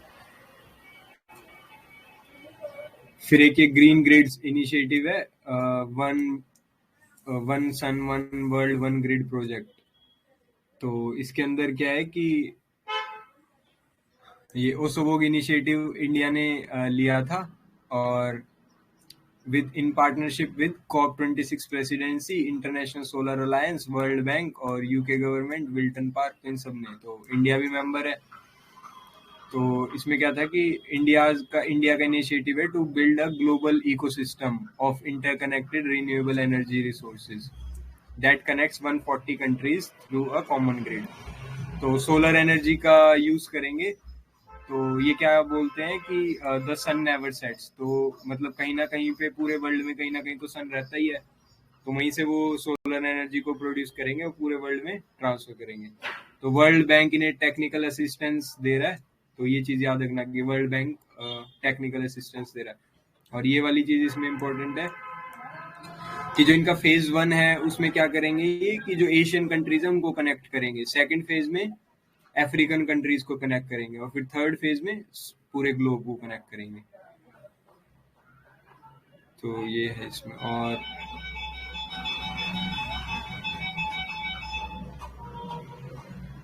हाँ, उसके बाद क्या है ये कि क्या सिग्निफिकेंस है इसका कि वही है कि भाई रिन्यूएबल एनर्जी प्रोड्यूस करेंगे, फिर पूरे वर्ल्ड में वो करेंगे, फिर ग्लोबल कोलैबोरेशन होगा, will bring the increase investment into research and development centres. तो बस यही है इसमें। और फिर ये एक ई अमृत पोर्टल है। तो इंडिया ने लॉन्च किया है COP26 समिट में ये इसको। और कौन इसको मतलब किसने डेवलप किया है? नीति आयोग। तो ये चीज याद रखना कि नीति आयोग ने डेवलप किया है with help of UK government. तो इसमें क्या बताएंगे ये कि एक वेब पोर्टल है जिसमें बताएंगे कि सारी इंफॉर्मेशन बताएंगे इलेक्ट्रॉनिक व्हीकल से रिलेटेड। तो खोल के देख लेना ये अमृत पोर्टल। मतलब इसमें बताते हैं कि आपको अगर इलेक्ट्रॉनिक व्हीकल बाय करना है, सेल करना है, क्या करना है, तो उस सब से रिलेटेड है ये। नीति आयोग ने बनाया, तो ये चीज़ याद रखना। और COP26 ये चार्टर ऑफ एक्शंस है, तो ये तेरी ने बनाया। तो तेरी क्या चीज़ है? Energy and resource institute of India है, जो इसका हेडक्वार्टर्स है न्यू दिल्ली। तो वैसे छोटी छोटी चीज़ याद रखना इनमें। तो ग्लोबल लैंडस्केप फोरम क्लाइमेट है, जो किस क्या काम करती है? It highlighted the infestation of desert locust. तो अभी इन्होंने क्या बोला है कि जो डेजर्ट लोकस्ट के जो बढ़ रहे हैं, जो उनकी ब्रीडिंग हो रही है ना, वो सबसे ज़्यादा हो रही है बिकॉज ऑफ क्लाइमेट चेंज। तो किसने ऑर्गेनाइज किया था? ये TMG थिंक टैंक है for sustainability, German federal ministry, इन सब ने किया था। तो बस ये चीज़ याद रखना कि किस चीज़ से रिलेटेड है। तो इन्होंने मतलब एक हाईलाइटेड जो चीज़ बताई है कि क्लाइमेट चेंज का इम्पैक्ट ये डेजर्ट लोकस्ट जो बढ़ रहे हैं ना, वो भी उस पर भी आ रहा है। फिर हाइब्रिड कॉन्फ्रेंस जो हुई है अभी, कि TMG called for a paradigm shift that includes the following measures: a well-functioning early warning system. फिर आता है किगाली अमेंडमेंट और मॉन्ट्रियल प्रोटोकॉल। तो मॉन्ट्रियल प्रोटोकॉल क्या है हमारा? मॉन्ट्रियल प्रोटोकॉल जो था 1987 में अडॉप्ट हुआ था, 1989 में फोर्स में आया था। तो ये बेस्ड है ओजोन डिप्लीटिंग सब्सटेंसेस के ऊपर। तो इसके अंदर नियरली 100 मैन मेड केमिकल्स बताए गए हैं, जो कि ओजोन के डिप्लीशन के लिए रिस्पॉन्सिबल है। और ये important, it is UN treaty to be ratified by all UN members। तो इंडिया भी इसका पार्टी है। तो it is based on Veena convention regulatory framework. Veena convention भी ओजोन लेयर था for protection of ozone layer, 1985 में आया था। और फिर वो इनको मतलब इसमें फाइनलाइज मतलब मॉन्ट्रियल प्रोटोकॉल में कर दिया गया। वो सिर्फ एक कन्वेंशन था, फिर वो प्रोटोकॉल बन गया ये मॉन्ट्रियल में। तो इसके अंदर ये लाइन भी इंपॉर्टेंट है कि under the protocol developing and developed countries have equal but differentiated responsibilities. क्योंकि डेवलप्ड कंट्रीज से उन्होंने पहले ओजोन का डिप्लीशन शुरू कर दिया था, तो उनके ऊपर थोड़ी ज्यादा रिस्पॉन्सिबिलिटी बनती है। ये है इसका मतलब। तो जो दोनों कंट्रीज डेवलपिंग और डेवलपिंग, उनके बाइंडिंग होगा ये, और टाइम और टारगेट, और मतलब उनको ऐसा कमिटमेंट्स देना पड़ेगा कि वो क्या क्या करेंगे। इसके अंदर एक मल्टीलेटरल फंड भी बनाया गया था to aid developing countries in implementation of this protocol. तो ये है। और फिर एक 1990 में ये एक technology and economic assessment panel भी बनाया गया था, जो कि टेक्नोलॉजिकल हेल्प देगा या एडवाइस करेगा जो भी मॉन्ट्रियल प्रोटोकॉल की पार्टीज हैं उनको। फिर कौन कौन से ये इन्होंने बता रखे कि इनके नाम है, ये जो ओजोन डिप्लीटिंग सब्सटेंसेस है। तो पहले इसमें बताया कि यूवी रेडिएशंस जो है वो किस 3 टाइप्स के होते हैं, UVA, B और C। तो याद रखना कि UVA जो है वो एटमॉस्फेयर के थ्रू पास कर सकती है। फिर UVB होती है, जो मतलब ये जो A वाली होती है ना, ये इतनी हार्मफुल नहीं होती हमारे लिए। फिर जो UVB होती है ना, वो बहुत मतलब थोड़ी बहुत हार्मफुल होती है, और वो ना हमारी स्किन को थोड़ा सा पेनिट्रेट कर सकती है। लेकिन जो UVC होती है, these are the most harmful, लेकिन इसको ना ओजोन लेयर एब्जॉर्ब कर लेता है। तो ये चीज याद रखना कि UVC को करता है ओजोन, शॉर्टेस्ट वेवलेंथ वाली होती है। फिर आता है substance controlled by the protocol. तो मॉन्ट्रियल प्रोटोकॉल के अंदर कौन कौन से हैं? एक तो CFCs, HFCs, और ये नाम याद रखना बाकी, हेलोन्स, और कार्बन टेट्राक्लोराइड, मिथाइल क्लोरोफॉर्म, और ये हाइड्रोक्लोरोकार्बन से है। फिर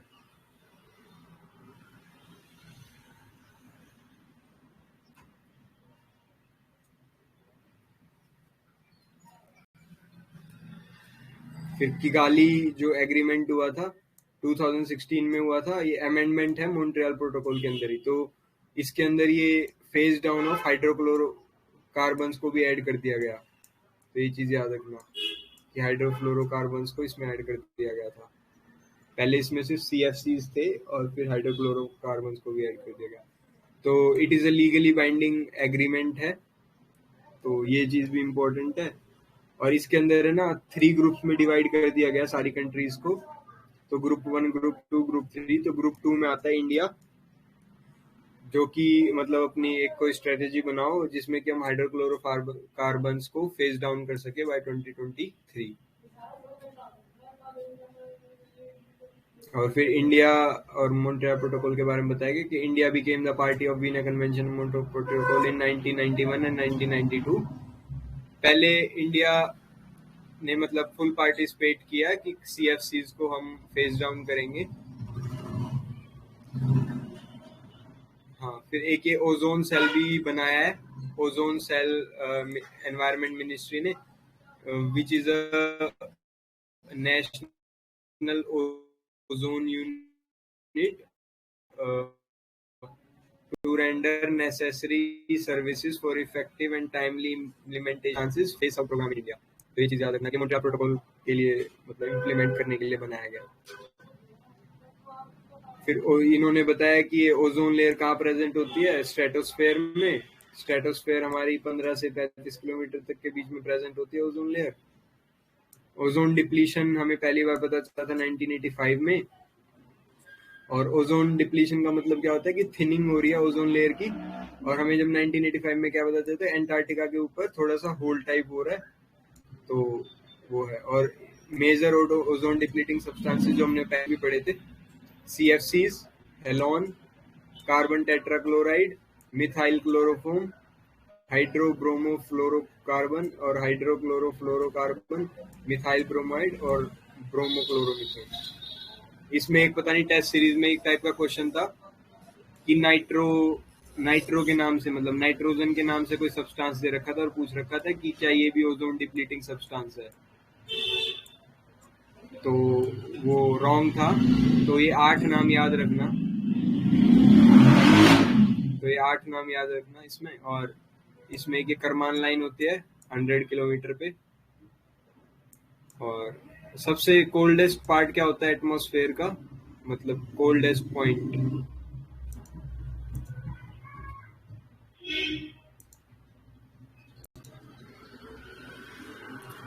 हाँ, तो मीजोपॉज जो है हमारा एटमॉस्फेयर का कोल्डेस्ट पॉइंट होता है। तो NCERT का ही स्टेटमेंट है ये। आई थिंक -100 डिग्री सेल्सियस कुछ करके है, तो याद रखना मीजोपॉज। फिर हाइड्रोक्लोरोकार्बन्स के बारे में बताएगी कि कहाँ कहाँ यूज होते हैं ये। तो शॉर्ट लिव्ड क्लाइमेट पॉल्यूटेंट है, मतलब उसका पार्ट है ये। और ये कूलिंग और रेफ्रिजरेशन में यूज होते हैं सबसे ज्यादा।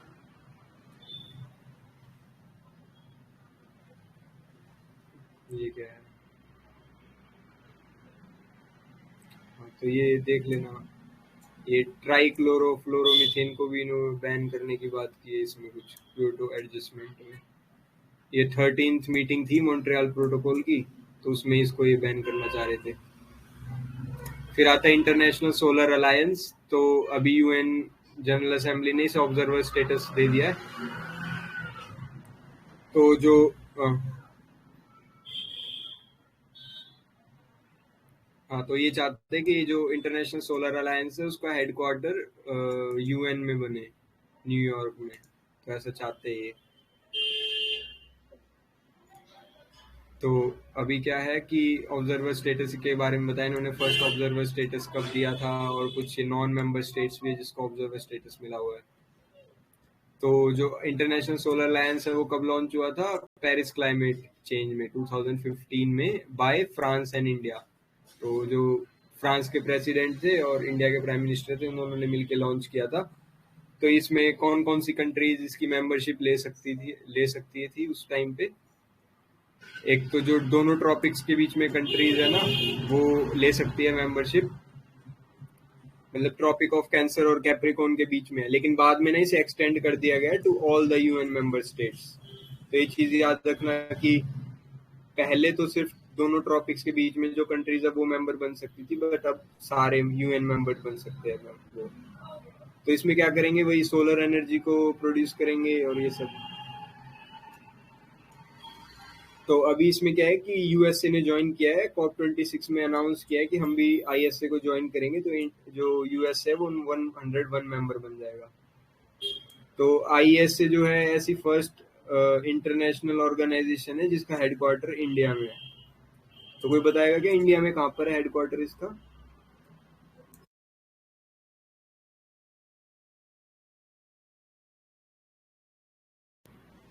हाँ, तो गुरुग्राम में है हेडक्वार्टर्स। फिर बस ये बताया है कि क्या है 73% पॉपुलेशन को रिप्रेजेंट करता है, 36% GDP को, और ये सब है। तो फिर हमने जैसे ऊपर देखा था कि कौन कौन से इनिशिएटिव्स लिए गए ISA के बारे में, तो उसमें एक ग्रीन ग्रिड्स इनिशिएटिव हमने देखा था ऊपर, जिसमें ओसोवोग था जो कि इंडिया ने लॉन्च किया है। तो ओसोवोग में वो 3 फेजेस देखे थे कि फर्स्ट फेज में तो एशियन कंट्रीज होंगी, सेकंड में अफ्रीकन होंगी, और थर्ड में पूरा वर्ल्ड होगा। तो उसके बाद ये इन्होंने ये कुछ फिलंथ्रोपिस्ट के साथ भी कुछ ये $1 ट्रिलियन का कुछ इन्वेस्टमेंट करने की कह रहे हैं। फिर एक ग्लोबल एनर्जी अलायंस है फॉर पीपल एंड प्लैनेट, और ये scaling solar applications for agriculture use. तो एग्रीकल्चर में सोलर एनर्जी का यूज करने के लिए भी है ऐसा। तो सोलर वाटर पंपिंग सिस्टम्स लगाना चाह रहे हैं मेंबर कंट्रीज के अंदर। तो बस ये है। फिर आता है अदर इनिशिएटिव्स भी कुछ थे जो न्यूज में थे, कि एक तो फॉरेन कार्बन क्रेडिट स्टैम्प्स। तो चाइना ने अभी मतलब पहला ऐसा इशू किया है फॉरेस्ट कार्बन क्रेडिट्स। तो ये क्या होते हैं?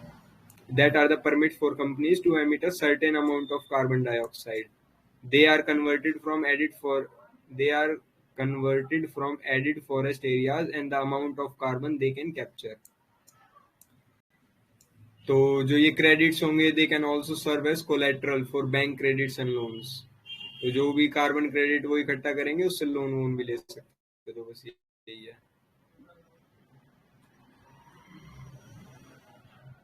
हाँ, तो एक और चीज याद रखना कि इंडिया का जो कार्बन न्यूट्रलिटी का टारगेट है वो 2070 है, बट चाइना का है 2060। फिर एक है कार्बन बॉर्डर एडजस्टमेंट मैकेनिज्म, तो EU ने स्टार्ट किया है।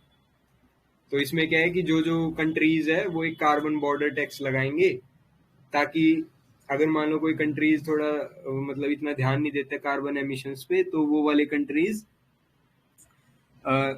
जिस कंट्री, अगर कोई कंट्री इंडिया जैसी कंट्री है, तो मान लो कि वो कार्बन जो है उस पर इतना ध्यान नहीं देते एमिशंस पे, उनके पास कोई इतने लॉज नहीं है, लेकिन जो यूरोपियन कंट्रीज है उनके पास अच्छे लॉज है। तो अगर हम उनको कुछ इंपोर्ट करेंगे तो वो उस पर कार्बन टैक्स लगा सकते हैं। तो ये चीज याद रखना कि it is a tax on carbon emissions imposed on imported goods. ये वाला वर्ड याद रखना, imported goods from countries with less strict climate policies. तो बस, तो जो इस टाइप के वर्ड्स होते हैं ना वो इम्पोर्टेंट है। फिर एक है climate action on finance and mobilisation dialogue. तो US इंडिया ने शुरू किया है ये। तो क्लाइमेट एक्शन पिलर क्या चीज होती है कि to look at ways to reduce emissions in the next decade. तो इसमें हमारा एक रोड मैप है to achieve 450 gigawatt renewable energy. तो इंडिया का क्या एक टारगेट है, वो नॉन फॉसिल फ्यूल से एनर्जी जनरेट करने का पंचामृत के अंदर। अभी हमने मतलब पढ़ा था थोड़ी देर पहले।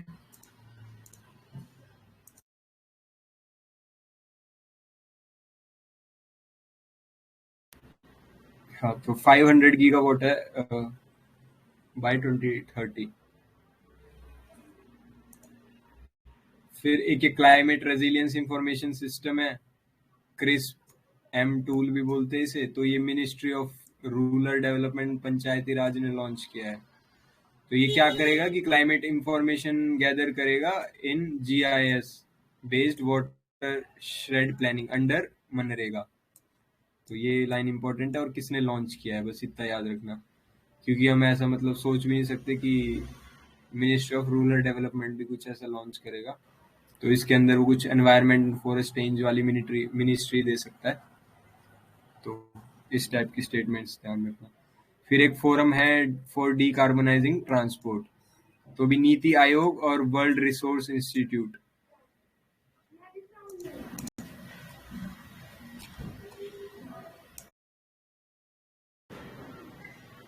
हाँ, तो अभी नीति आयोग और वर्ल्ड रिसोर्स इंस्टीट्यूट इन दोनों ने मिलके ये लॉन्च किया है अ फोरम फॉर डीकार्बनाइजिंग ट्रांसपोर्ट। तो इसमें क्या करेंगे ना ये कि ये चाहते हैं कि जो हमारा जो ट्रांसपोर्ट सेक्टर है ना इंडिया का, वो third most CO2 emitting sector है इंडिया का। तो उसके अंदर ये जीरो एमिशंस जा रहे हैं, तो उससे रिलेटेड है। तो फिर ये है क्लीन एनर्जी मिनिस्ट्रियल लिए कुछ करके। तो ये किसने लॉन्च किया है? India and UK. तो ये चीज याद रखना कि clean energy ministerials industrial deep decarbonising initiative India and UK ने लॉन्च किया है to stimulate demand for low carbon industrial materials. बस इतना ही याद रखना है चीज को।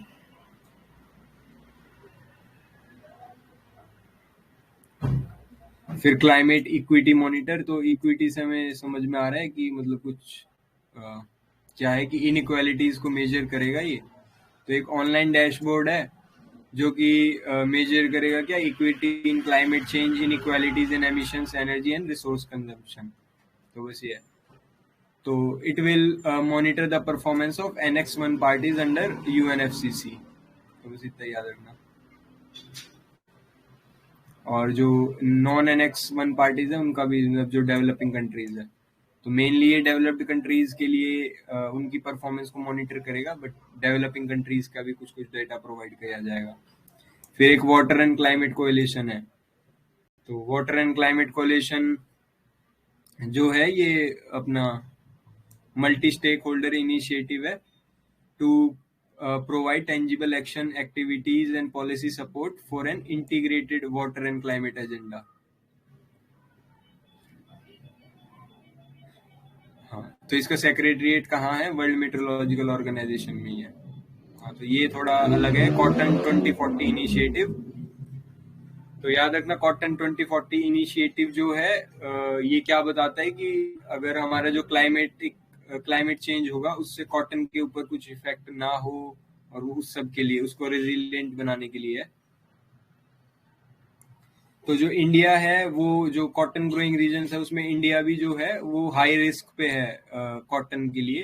तो जैसे टेम्परेचर इंक्रीज हो रहा है, चेंज इन रेनफॉल पैटर्न्स और एक्सट्रीम वेदर इवेंट्स हो रहे हैं, उसकी वजह से कॉटन का जो प्रोडक्शन है वो थोड़ा सा वो है, मतलब रिस्क पे है। तो कॉटन 2040 जो इनिशिएटिव है, it is by forum for future. तो NGO ने लिया है ये।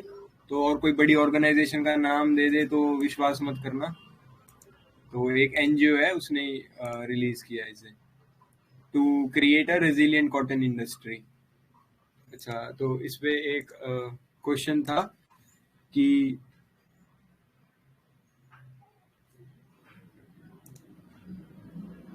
हाँ, तो इसमें एक क्वेश्चन था मेरा कि जो कॉटन होता है ना क्रॉप, उसके लिए वो क्या क्या कंडीशंस चाहिए होती है और कौन सी सॉइल में वो होता है?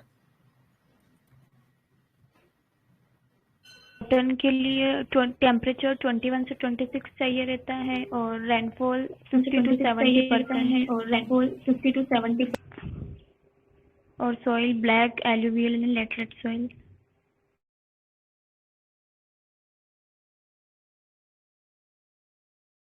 हाँ, करेक्ट। तो वही ब्लैक सॉइल चाहिए और लॉन्ग फ्रॉस्ट फ्री पीरियड चाहिए और टेम्परेचर अपना क्या कहते हैं 25 to 30 होना चाहिए ना।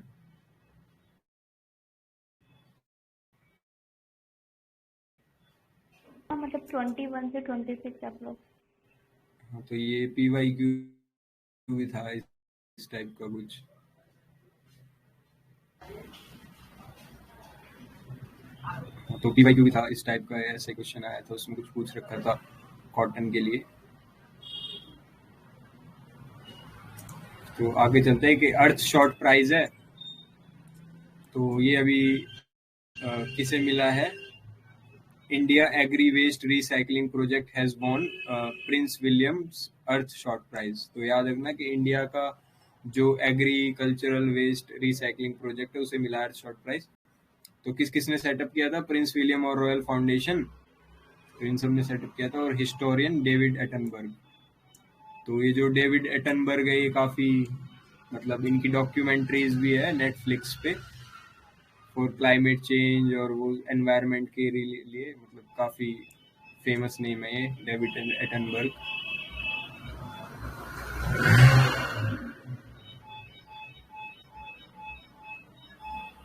फिर आता है prime ministers council on climate change.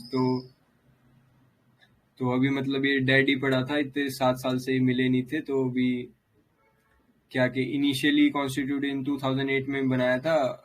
Chair कौन करता है? Prime minister, to coordinate national action for assessment, adaptation, mitigation of climate change. तो 2014 में दोबारा इसे चला दिया गया है। तो it provides oversight for formulation of action plans. तो क्लाइमेट चेंज के लिए जो भी प्लान्स बनाने हैं उससे रिलेटेड है। अच्छा, एक हमारा वो भी था ना, क्या बोलते हैं उसे, national action plan on climate change. उसके अंदर वो 8 वो थे। तो कोई बताएगा क्या वो क्या क्या नाम थे उनके? याद हो तो किसी को?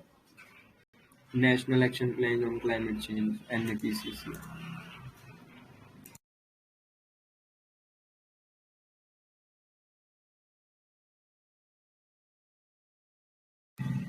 हाँ, तो उसमें 8 मिशंस थे इंडिया के NAPCC के अंदर। तो एक तो था शायद ये सोलर मिशन था, वाटर मिशन था, और एक सस्टेनेबल हैबिटेट मिशन था, एक ग्रीन मिशन था उसमें, और बाकी एक एग्रीकल्चर से रिलेटेड भी था। तो देख लेना, वो मतलब 8 मिशंस है वो, तो याद कर लेना कि इसमें से कौन सा पार्ट है।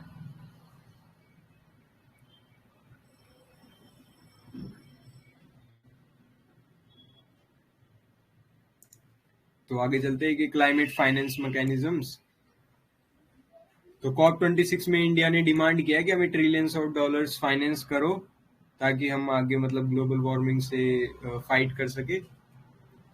तो क्लाइमेट फाइनेंस क्या होता है कि refers to local, national and transitional financing. तो कहीं से भी हमें फाइनेंसिंग मिल रही है by through public sector, private sector, और कोई भी सोर्स हो, तो to reduce greenhouse gas emissions. तो हमारा टारगेट है कि 1.5 डिग्री तक ही इंक्रीज होना चाहिए फ्रॉम प्री इंडस्ट्रियल लेवल। तो उसके लिए है ये। और जो भी UNFCC है हमारा, क्योटो प्रोटोकॉल है और पेरिस एग्रीमेंट है। तो they call for finance assistance from parties with more financial resources. तो जिनके पास ज्यादा पैसा है वो भाई पैसा दे दो, ताकि बाकी लोग भी हेल्प मतलब क्लाइमेट चेंज से फाइट कर सके। तो PYQ अंदर पूछा गया था कि मतलब क्वेश्चन आया था ये इस टाइप से कुछ ग्लोबल एनवायरनमेंट फैसिलिटी का। तो इसमें देख लो कि एक लीस्ट डेवलप्ड कंट्रीज फंड भी इसमें दिया हुआ है, और एक स्पेशल क्लाइमेट चेंज फंड है। 1994 में बना था, UNFCC का फंड है। और ये क्या क्या काम करता है कि capacity building, energy, transport, industry, इन सब में काम करता है। और लीस्ट डेवलपमेंट कंट्रीज है उनको भी सपोर्ट करता है। तो ये इस टाइप के क्वेश्चन इंपॉर्टेंट हो जाते हैं जिसमें लीस्ट डेवलप कंट्रीज और कुछ भी मतलब ऐसा मेंशन कर दे वो। हाँ, तो ऐसे काफी सारे फंड्स हैं, green climate fund, forest carbon partnership facility, तो आगे आएंगे वो। एडेप्टेशन फंड है, क्योटो प्रोटोकॉल में बना था, तो वही एडेप्टेशन प्रोजेक्ट्स को फाइनेंस करने के लिए।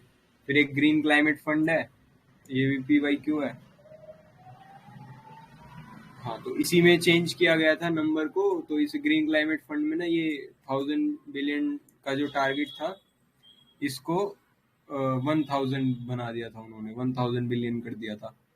और ऐसे ही मतलब 2-3 क्वेश्चंस थे, एक और ऐसे कुछ क्वेश्चन था उसमें, वो शायद ये पेंशन वाला है ना जो हमारा, उससे रिलेटेड था। तो उसमें हमें क्या करना था कि 40,000 करोड़ को वो मतलब एक वो फंड मेंटेन करना था। तो उसमें उन्होंने 4 लाख करोड़ कर दिया था UPSC में। तो याद रखना कि वो एक जीरो मतलब एक्स्ट्रा कर देते हैं, नंबर्स में बहुत ज्यादा चेंज करते हैं। तो इस टाइप के क्वेश्चंस में ज्यादा ध्यान देना। फिर आता है कि अदर कुछ फंड्स है, जैसे clean technology fund, climate investment fund, UN ये रेड वाला फंड, हाँ ये भी PYQ है। तो जो रेड है हमारा और रेड प्लस है, तो रेड में तो शायद वो है ना, वर्ल्ड बैंक भी फाइनेंस करता है इसे। और रेड प्लस में क्या डिफरेंस है? हाँ, शायद रेड प्लस पे आया था क्वेश्चन। तो उसमें पूछ रखा था कि मतलब 3 कुछ स्टेटमेंट दे रखी थी, तो उसमें एक पॉवर्टी रिडक्शन भी स्टेटमेंट था।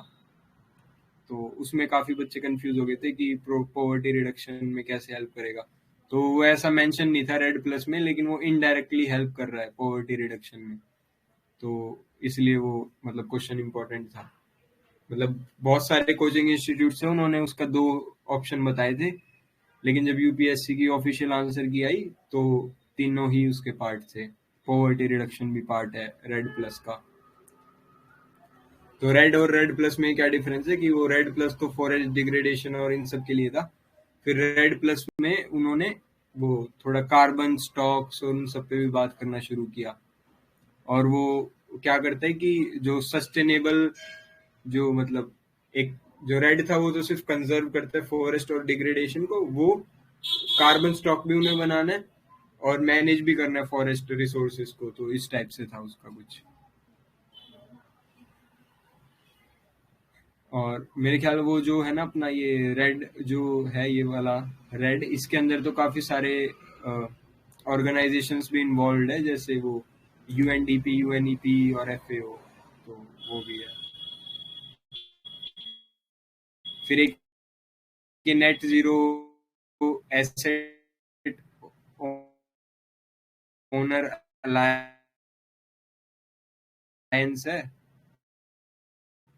तो ये भी देख लेना। इसमें 29 मेंबर्स है, including pension funds, insurance companies, wealth funds. तो ये सब है इसके अंदर, ये सब इंश्योरेंस वगैरह। फिर अदर इंटरनेशनल फंड्स है, climate change fund for of Asian development bank. तो इन्होंने भी एक फंड निकाला है। तो एशियन डेवलपमेंट बैंक का हेडक्वार्टर कहाँ पर है? अपना मनीला, फिलीपींस में है। तो to support low carbon climate resilience development.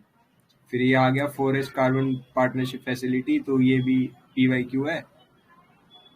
तो इसमें भी 2-3 स्टेटमेंट पूछी हुई थी। तो इसमें पूछा हुआ था कि it is a partnership of government, business, civil society, indigenous people और ये सब। तो इन सब की पार्टनरशिप है। और ना इसमें पूछा हुआ था कि कौन किसको सपोर्ट करता है। तो ये रेड प्लस कंट्रीज को सपोर्ट करता है। तो ये था इसमें। और उनको फाइनेंशियल असिस्टेंस भी प्रोवाइड करता है। हाँ, वो जो स्टेटमेंट गलत थी ना इसमें, उसमें ये बोला गया था कि जो अपना क्या नाम है इसका, हाँ, फॉरेस्ट कार्बन वाला, ये फाइनेंशियल असिस्टेंस प्रोवाइड करता है यूनिवर्सिटीज को, साइंटिस्ट को। तो साइंटिस्ट को कोई ये ऐसा प्रोवाइड नहीं करता है, सिर्फ रेड प्लस कंट्रीज के एफर्ट्स को प्रोवाइड करता है। तो ये भी पीवाईक्यू है, तो इम्पोर्टेंट है। Hello hello sir. सर। हाँ, यस मैम। सर आपने वो 8 मिशन कौन कौन सा बताया था एनएपीसीसी का? हाँ, तो एनएपीसीसी में एक तो सोलर मिशन है, हाँ वाटर मिशन है, हाँ और एक हाँ ग्रीन नेश। आपको पता है क्या 8 मिशन को बता दो, मतलब मिला एग्जैक्टली। हाँ सर। एक तो हिमालय था ना?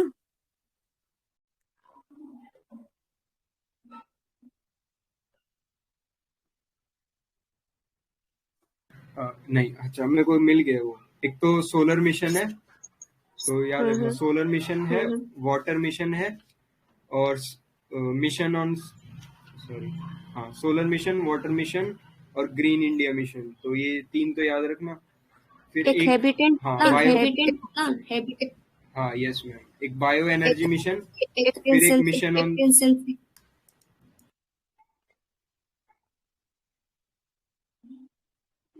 हाँ, एक मिशन ऑन सस्टेनेबल हैबिटेट, और मिशन ऑन सस्टेनेबल एग्रीकल्चर, और एक है mission for enhanced energy efficiency, और एक वो है ये national mission on strategic knowledge for climate change. Okay हाँ, और एक वो किसी हिमालयन इकोसिस्टम वाला भी है। हाँ ठीक है सर, थैंक यू।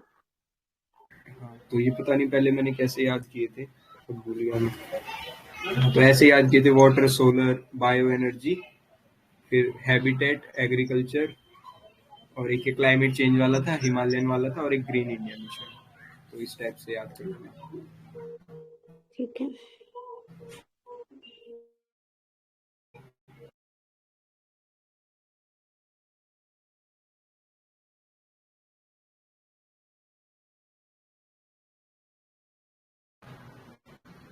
हाँ, तो नेक्स्ट चलते हैं। हाँ,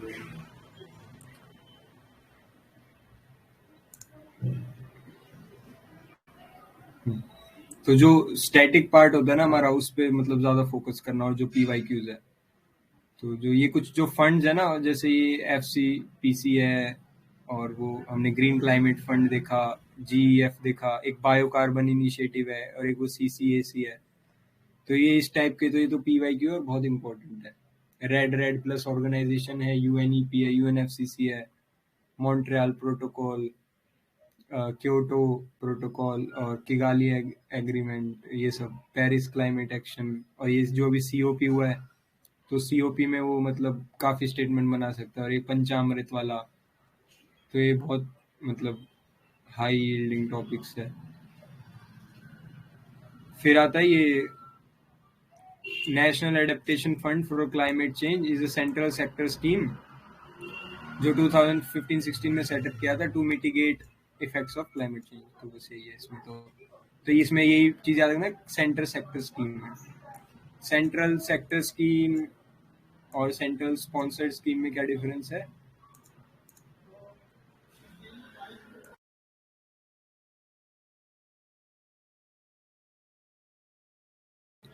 तो सेंट्रल सेक्टर स्कीम में क्या होता है, सारा पैसा सेंट्रल गवर्नमेंट देती है, और सेंट्रल स्पॉन्सर्ड स्कीम में क्या होता है कि कुछ कुछ पैसा देती है। मतलब अगर 50-50 है वैसे देगी 50-50, और कुछ स्टेट्स में 90-10 भी देगी, और किसी किसी में 100% भी देती है। अलग अलग है क्या कि इक्वल है? हाँ, अलग अलग है। जैसे नॉर्थ ईस्ट के जो स्टेट्स है, और जिनको स्पेशल स्टेटस मिला हुआ है, और हिली स्टेट्स, इनको तो 90-10 के रेशो में देता है। 90 सेंटर देता है, 10 उन्हें देना होता है। लेकिन जो नॉर्मल स्टेट्स है, उनको 50-50 करके देना होता है। मतलब 50 सेंटर देगी, 50 स्टेट। ओके। हाँ, तो ये जो स्कीम्स के आगे, जिसके आगे ये लिखा हो ना, तो ये इम्पोर्टेंट हो जाता है, सेंट्रल सेक्टर स्कीम है।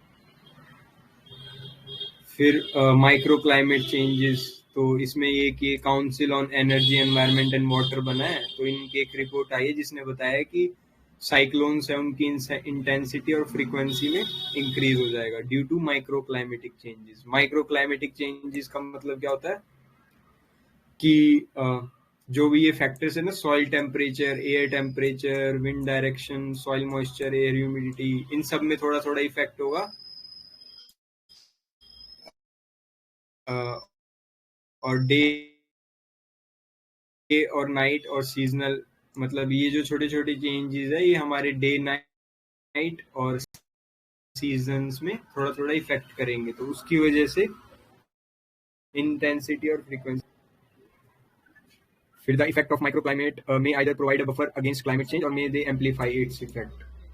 तो या तो जो माइक्रो क्लाइमेट चेंज है, या तो उन्हें थोड़े टाइम के लिए रोक सकते हैं, या फिर उनको एम्पलीफाई कर सकते हैं, उनके इफेक्ट्स को। तो इफेक्ट्स के अंदर क्या क्या होगा कि टेम्परेचर बहुत ज़्यादा होगा, ड्रॉट्स आ जाएंगे, इरेगुलर रेन्स और रेनफॉल, तो ये सब होगा। फिर नेट जीरो कार्बन टारगेट्स। तो नेट जीरो एमिशन का मतलब क्या होता है कि कार्बन न्यूट्रलिटी। तो इसमें क्या होगा कि it is when anthropogenic emissions of greenhouse gases to the atmosphere are balanced by anthropogenic removals. तो जितना हम एमिट कर रहे हैं, उतना ही अगर हम रिमूव भी कर पाए, तो उसको बोलेंगे नेट जीरो एमिशंस। तो इंडिया का टारगेट याद रखना 2070 है, और चाइना का 2060, और बाकी जो US UK वगैरह है, उनका 2050 है। तो ये टारगेट टाइप याद रखना। और फिर भूटान ऐसा कंट्री है जो कार्बन नेगेटिव है, मतलब वो जितना छोड़ता नहीं है, मतलब इतना एमिट नहीं करता है, उससे ज्यादा तो वो रिमूव कर देता है, मतलब इतने ज्यादा ट्रीज और वो सब है उनके पास। तो जो ये भूटान है ना, इसका एक टेड टॉक भी है, मतलब वो टेड पे ना किसी ने, इनका कोई मिनिस्टर आया था, उसने टेड एक्स पे टॉक दिया था अपना, तो उसमें उसने सब कुछ बताया था कि भूटान कार्बन नेगेटिव कैसे बना इतने सालों में इंडिपेंडेंस के बाद। तो वो बता रहा था कि उनका किंग जो है उसने ऐसी ऐसी पॉलिसीज बनाई ये सब, फिर मतलब वो ऐसा दया टाइप आ गया था उनपे, क्योंकि वो यूं कह रहा था कि जो ये बाकी कंट्रीज है ना, बड़ी बड़ी कंट्रीज जैसे इंडिया, चाइना, हम इनसे घिरे हुए हैं, मतलब हम वर्ल्ड की जो इमर्जिंग सुपर पावर्स है उनसे कवर्ड है भूटान। एक बहुत छोटा सा कंट्री है और वर्ल्ड की 2 सुपर पावर्स के बीच में मतलब ऐसा पिस रहा है, जबकि वो कार्बन नेगेटिव है, फिर भी उनको सारे वो झेलने पड़ रहे हैं उसके इफेक्ट्स। तो जो भी इंडिया और चाइना जो एमिट करते हैं, सब इफेक्ट भूटान पे भी हो रहा है। तो वो यूं कह रहे हैं कि हम कार्बन नेगेटिव है, फिर भी हम सब कुछ झेल रहे हैं, सारे कॉन्सिक्वेंसेस। तो इस टाइप से था उसका कुछ टॉक। फिर एक काराकोरम एनोमली है, इसमें क्या है कि हाँ, तो वर्ल्ड में क्या हो रहा है कि जितने भी हिमालयाज है या जितने भी माउंटेन रेंजेस है, उसमें जो ग्लेशियर्स है वो कम हो रहे हैं, लेकिन काराकोरम में जो रेंज है हमारी, उसमें क्या हो रहा है, इंक्रीज हो रहा है ग्लेशियर्स। तो इसलिए तो मतलब बाकी सब जगह डिक्रीज हो रहा है और यहाँ इंक्रीज हो रहा है, तो इसलिए काराकोरम एनोमली कहते हैं इसे। ऐसा क्या मैम? मैंने पूछा कि ऐसा क्यों हो रहा है सर, कि बाकी सब जैसे हिमालय रेंज में मतलब ये बर्फ पिघल रहे हैं और काराकोरम में मतलब बढ़ रहे हैं, ऐसा क्यों, रीजन? हाँ, यही बता रहे हैं, क्लाइमेट चेंज की वजह से हो रहा है ये सब। तो कहीं पे पॉजिटिव इफेक्ट है, कहीं पे नेगेटिव। अगर क्लाइमेट चेंज हो रहा है तो जरूरी नहीं है कि मतलब गर्मी ही बढ़ रही है, क्योंकि कई कई जगह कोल्ड भी एक्सट्रीम है। किसी किसी कंट्रीज में बहुत ज्यादा बर्फ पड़ रही है क्लाइमेट चेंज की वजह से, किसी किसी कंट्रीज में बहुत ज्यादा गर्मी पड़ रही है, किसी किसी में जो बारिश होती है तो इतनी ज्यादा बारिश हो रही है कि फ्लड ही आ रहा है। तो एक्सट्रीम वेदर है, तो क्वेश्चन है, मतलब वो नहीं था कि ग्लिच इन द मैट्रिक्स, कि इतने बड़े मैट्रिक्स में एक छोटा सा गलती, वो उस टाइप से। फिर आता है ट्रांसबाउंडरी फिश स्टॉक्स। तो अभी रिसेंटली क्या हुआ है कि यहाँ पर भी मतलब इम्पैक्ट ऑफ क्लाइमेट चेंज को देखा गया है, तो within exclusive economic zones. तो एक्सक्लूसिव इकोनॉमिक जोन्स का कंसेप्ट किसने दिया था? ये यूएन क्लॉज, एक ऑर्गेनाइजेशन है, UN convention on laws of the sea, तो इन्होंने दिया था। तो इसमें क्या है कि ये as per FAO, food and agriculture organisation, shared stocks can be classified into 4 non exclusive categories. तो ट्रांसबाउंडरी स्टॉक्स होते हैं जो कि which crosses neighbouring exclusive economic zones. Straddling stocks होते हैं, हाई माइग्रेटरी स्टॉक्स होते हैं, डिस्क्रीट स्टॉक। तो इसमें क्वेश्चन है कि जो एक्सक्लूसिव इकोनॉमिक जोन है वो 3 उसमें डिवाइड करते हैं ना बाउंड्रीज में, तो वो क्या क्या है, मतलब डिस्टेंस वाइज कौन क्या क्या डिस्टेंस है?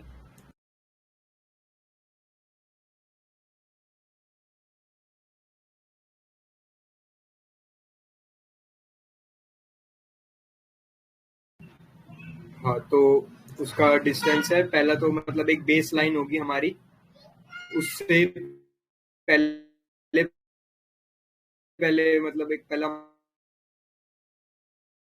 हमारा इंटरनल वाटर्स बोलते हैं उसे। उसके बाद एक बेस लाइन आएगी, तो होगा हमारा टेरिटोरी, वो होगा हमारा बेस लाइन से और 200 नॉटिकल माइल्स तक होगा एक्सक्लूसिव इकोनॉमिक जोन। तो टेरिटोरियल सी के बाद ही शुरू हो जाता है एक्सक्लूसिव इकोनॉमिक जोन, और फिर उसके आगे आ जाते हैं हाई सीज। हाई सीज का मतलब क्या होता है? वो सबके लिए है, मतलब ओपन टू ऑल। हाँ, बोल रहे हैं क्या सर आप कुछ? No sir. ओके। फिर आता है ये ओरका प्लांट, वर्ल्ड का largest direct air capture plant बनाया है ओर का प्लांट किसने बनाया? आइसलैंड में बनाया। तो एक स्विस स्टार्टअप है जिन्होंने ये बनाया है। तो ये क्या कर रहे हैं कि डायरेक्ट एयर कैप्चर कर रहे हैं। It is one of the few technologies that is extracting carbon dioxide from the atmosphere. तो कार्बन डाइऑक्साइड को डायरेक्टली कैप्चर कर रहे हैं और उसको इसमें भेज रहे हैं अंडरग्राउंड। मतलब the isolated carbon is then mixed with water and pumped deep underground, where it slowly turns into rock.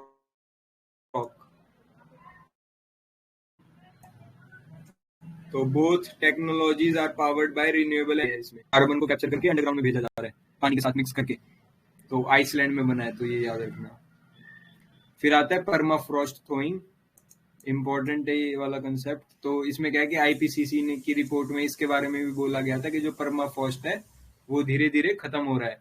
तो उसकी वजह से क्या होगा कि ग्रीन हाउस गैसेज और मीथेन है, मतलब मीथेन और कार्बन डाइऑक्साइड है, वो और ज्यादा रिलीज होंगी।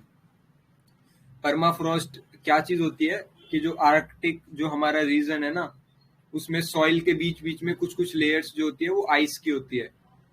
तो अब वहां पे टेम्परेचर बहुत कम है, तो आइस वो पिघल मतलब जम जाती है। तो आइस के नीचे सॉरी सॉइल आइस मतलब इस टाइप करके लेयर्स होती है बहुत सारी। तो अगर टेम्परेचर इंक्रीज होगा तो क्या होगा? आइस पिघलेगी। तो जो सॉइल है मतलब वो नीचे, ये वाली जो ग्राउंड है ना, ये नीचे धंसता चला जाता है और ये एमिट करता रहता है क्या? Green house gases. और इसके अंदर ना बहुत पुराने कुछ बैक्टीरिया या वायरसेस भी होंगे।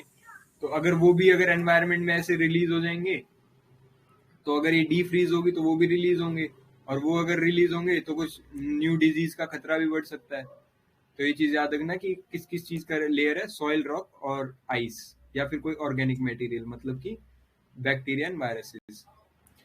तो इट रिमेन्स एट और below 0 degree Celsius for at least 2 consecutive years. तो ये 2 कंसेक्यूटिव ईयर्स इंपॉर्टेंट है। तो हम परमाफ्रॉस्ट उसी को बोलेंगे जो लगातार 2 साल से 0 डिग्री पे जमा हुआ हो। तो अक्रॉस द ग्लोब प्रेजेंट है ये, लेकिन जैसे सबसे ज्यादा प्रेजेंट कहाँ पर है? नॉर्दर्न हेमिस्फेयर में। Occurs between latitude of 60 degree north and 68 degree, इन दोनों के बीच में सबसे ज्यादा प्रेजेंट है। तो ये वाली स्टेटमेंट भी डायरेक्ट दे सकता है कि most permafrost present in northern hemisphere, ये वो। और नॉर्दर्न हेमिस्फेयर का भी सबसे ज्यादा एरिया में कहाँ कौन सी कंट्रीज में प्रेजेंट है? साइबेरिया, कनाडा, अलास्का और ग्रीनलैंड। तो ये भी बहुत इंपॉर्टेंट चीज है कि कहाँ सबसे ज्यादा कहाँ प्रेजेंट है। तो ये जो साइबेरिया है तो रशिया में है। तो यहाँ पर तो अभी मतलब ऐसा न्यूज भी आया था कि परमाफ्रॉस्ट बहुत ज्यादा हो गया, तो जो भी फैक्ट्रीज वहां पर बनी हुई थी ना, वो नीचे जाने लग गई, मतलब वो जमीन जो है वो नीचे की तरफ जा रही है। तो इस टाइप का कुछ न्यूज आया था। तो अदर इम्पैक्ट्स क्या है इसके कि हाँ वही है, देखो ये लिख रखा है ना कि टू कैरी स्ट्रक्चरल लोड्स। तो जो भी उसके ऊपर स्ट्रक्चर बने हुए हैं उसकी कैपेसिटी कम हो जाती है ग्राउंड की, उसको बियर करने की, तो वो नीचे धंसने लग जाती है। तो water released may cause soil collapse, increase transport of solutes including organic matter, nutrient pollution. तो ये सब है। तो वो सब फिर अगर वो पिघलेगा तो फिर वो आइस वो रिवर्स और सी वाटर में जाके मिलेगा, तो वो है। तो ये देख लो कि कहाँ परमाफ्रॉस्ट प्रेजेंट है। तो ये आर्कटिक ओशियन है अपना, नॉर्थ पोल। तो इसके चारों तरफ देखो ये कनाडा, साइबेरिया, ग्रीनलैंड और अलास्का। तो यहाँ पर सबसे ज्यादा ये परमाफ्रॉस्ट प्रेजेंट है।